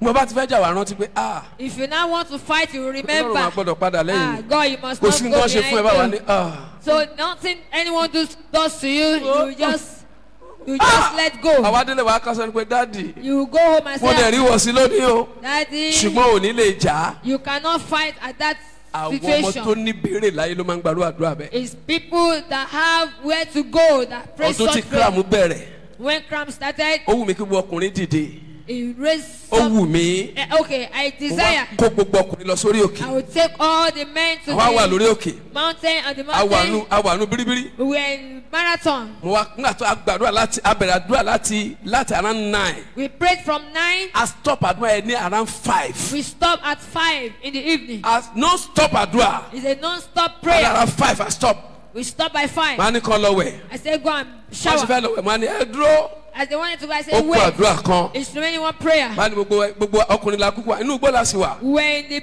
bush Bóyá side. gbogbo wa ẹ bọ́ṣọ. Everybody pull up your Tọ́wọ́ bọ́ clothes. tèmi. I put my own. Everybody bọ́ṣọ. Everybody put your clothes. Ìgbà yẹn ojú ń lé bí nǹkan mi. That time everybody was Gbogbo wa bá stopped. bọ́ṣọ pátápátá. We pull up our Bóyá clothes. di ọ̀pá rẹ mú. We are hold on to your rod. Wọ́n bá di ọ̀pá mú. They held on to their rod. Bá ní ẹ kígbe. They shout, Olúwa. Lord, Tí ọba jẹ́ ọ̀pá yìí ló máa kó bá mi. if it is this rod that will Ọ̀run ẹ bá mi imitate pa dànù. Ẹ Lord, pa ẹ jẹ́ kó let kú it kíákíá. die. Let it die quickly. Oníkàlù tó dẹ̀ pàmpá wọ́n sì bẹ̀rẹ̀ sí ní julẹ̀. Èmi ò lè gbà o. Èmi ò lè gbà o. Wọ́n kò ń ju ọ̀pá lẹ̀ ní kankan ní. Èmi ò lè gbà o. Some people Èmi ò lè gbà o. let's go and say, no, I can't pray. I can't pray. Ilé nípa mẹ́ta péré la gbàdúrà yẹn. Only 3 of us prayed that Ó gbà prayer. tán di ọ̀pá mú lọ́dún ju ọ̀pá lẹ̀ lọ́dún náà lọ. Those people that throw A ṣe their sọ̀rọ̀ blood, ayé wọn ò balance. their life till now is not Gbogbo balanced. wọn pátá títí dòní. All of them till now, Ayé wọn ò balance. they are not balanced. Níbo ni mo kù sí Ọlọ́run mi? Where am I? Hello sir. Ṣé bí níbo ni mo kù sí? Ibi báyìí ni mo kù sí. You will mention that place that you are short Ibi tí mo kù of. sí rè Ọlọ́run. This is my short Ràn mí limit. lọ́wọ́ gbà mí. Help me and deliver Bẹ́ẹ̀ me. nǹkan burúkú yìí lọ́wọ́ mi. Take this bad thing from Ó me. yẹ sọ ọ́ ní àdúrà. Prayer in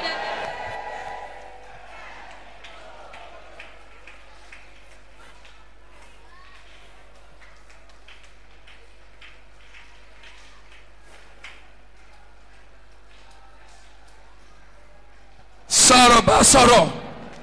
This is my shortcoming. Mention that place. Save me, deliver me. Sekeya. For in Jesus' mighty name we have prayed. lórúkọ Jésù ni a gba àdúrà. That last prayer point. Àdúrà Go tó home kẹ́yìn. and be praying it. Lọ sílé kí o máa gbà á síwájú Go home and be sí i. praying it. Father, I have delivered your message. Bàbá, mo ti fi ọ̀rọ̀ rẹ as you ránṣẹ́ have led me. gẹ́gẹ́ bí o ti tọ́ mi. Anyone that is here Gbogbo ẹnikẹ́ni tó bá wà níbí that is a candidate of heaven, tí ó ti jẹ́ ọmọ ìlú ọ̀run. let this message change him or her for better in the name of Jesus. Jẹ́ kí ọ̀rọ̀ rẹ yìí kó yí padà fún rere lórúkọ Jésù. No matter how deep that person is in sin, Kò ní ṣe bí ẹni náà ti jinlẹ̀ tó nínú ẹ̀ṣẹ̀. Holy Spirit, Ẹ̀mí mímọ́ o. help such people Ran irú àwọn ènìyàn bẹ́ẹ̀ lọ́wọ́ to be off sin in the name of Jesus. láti sá fún ẹ̀ṣẹ̀ lórúkọ Jésù. The Lord will be with you. Olúwa yóò wà pẹ̀lú Your prayer has yín. been answered. Àdúrà yín yóò jẹ́ But ìtẹ́wọ́gbà. what we are going to do during the revival, Wednesday, Thursday, Friday, Ohun tí a fẹ́ ṣe ní ọjọ́ Wednesday, as Thursday, you shall be Friday. declaring, as you shall be decreeing, Bí a ó máa sọ tẹ́lẹ̀. after you might have worked on yourself between now and Wednesday, Lẹ́yìn tí ẹ bá ti ṣiṣẹ́ lórí ara yín láti every prayer you ṣiṣẹ́. are going to pray, Gbogbo àdúrà tí ẹ bá máa gbà instanta, ní kíákíá. results shall follow in the name of Jesus. Èsì yóò máa tẹ̀lé lórúkọ Thank you, Jésù. blessed Jesus. Jésù For in alábòkúkọ Jesus' ṣeun. mighty name we have Ní prayed. orúkọ Jésù tí ó ní agbára ní àgbà àdúrà. Àmín.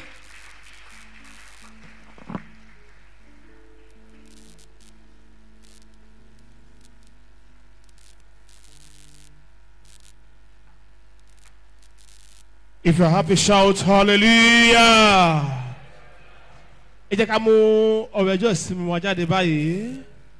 Let's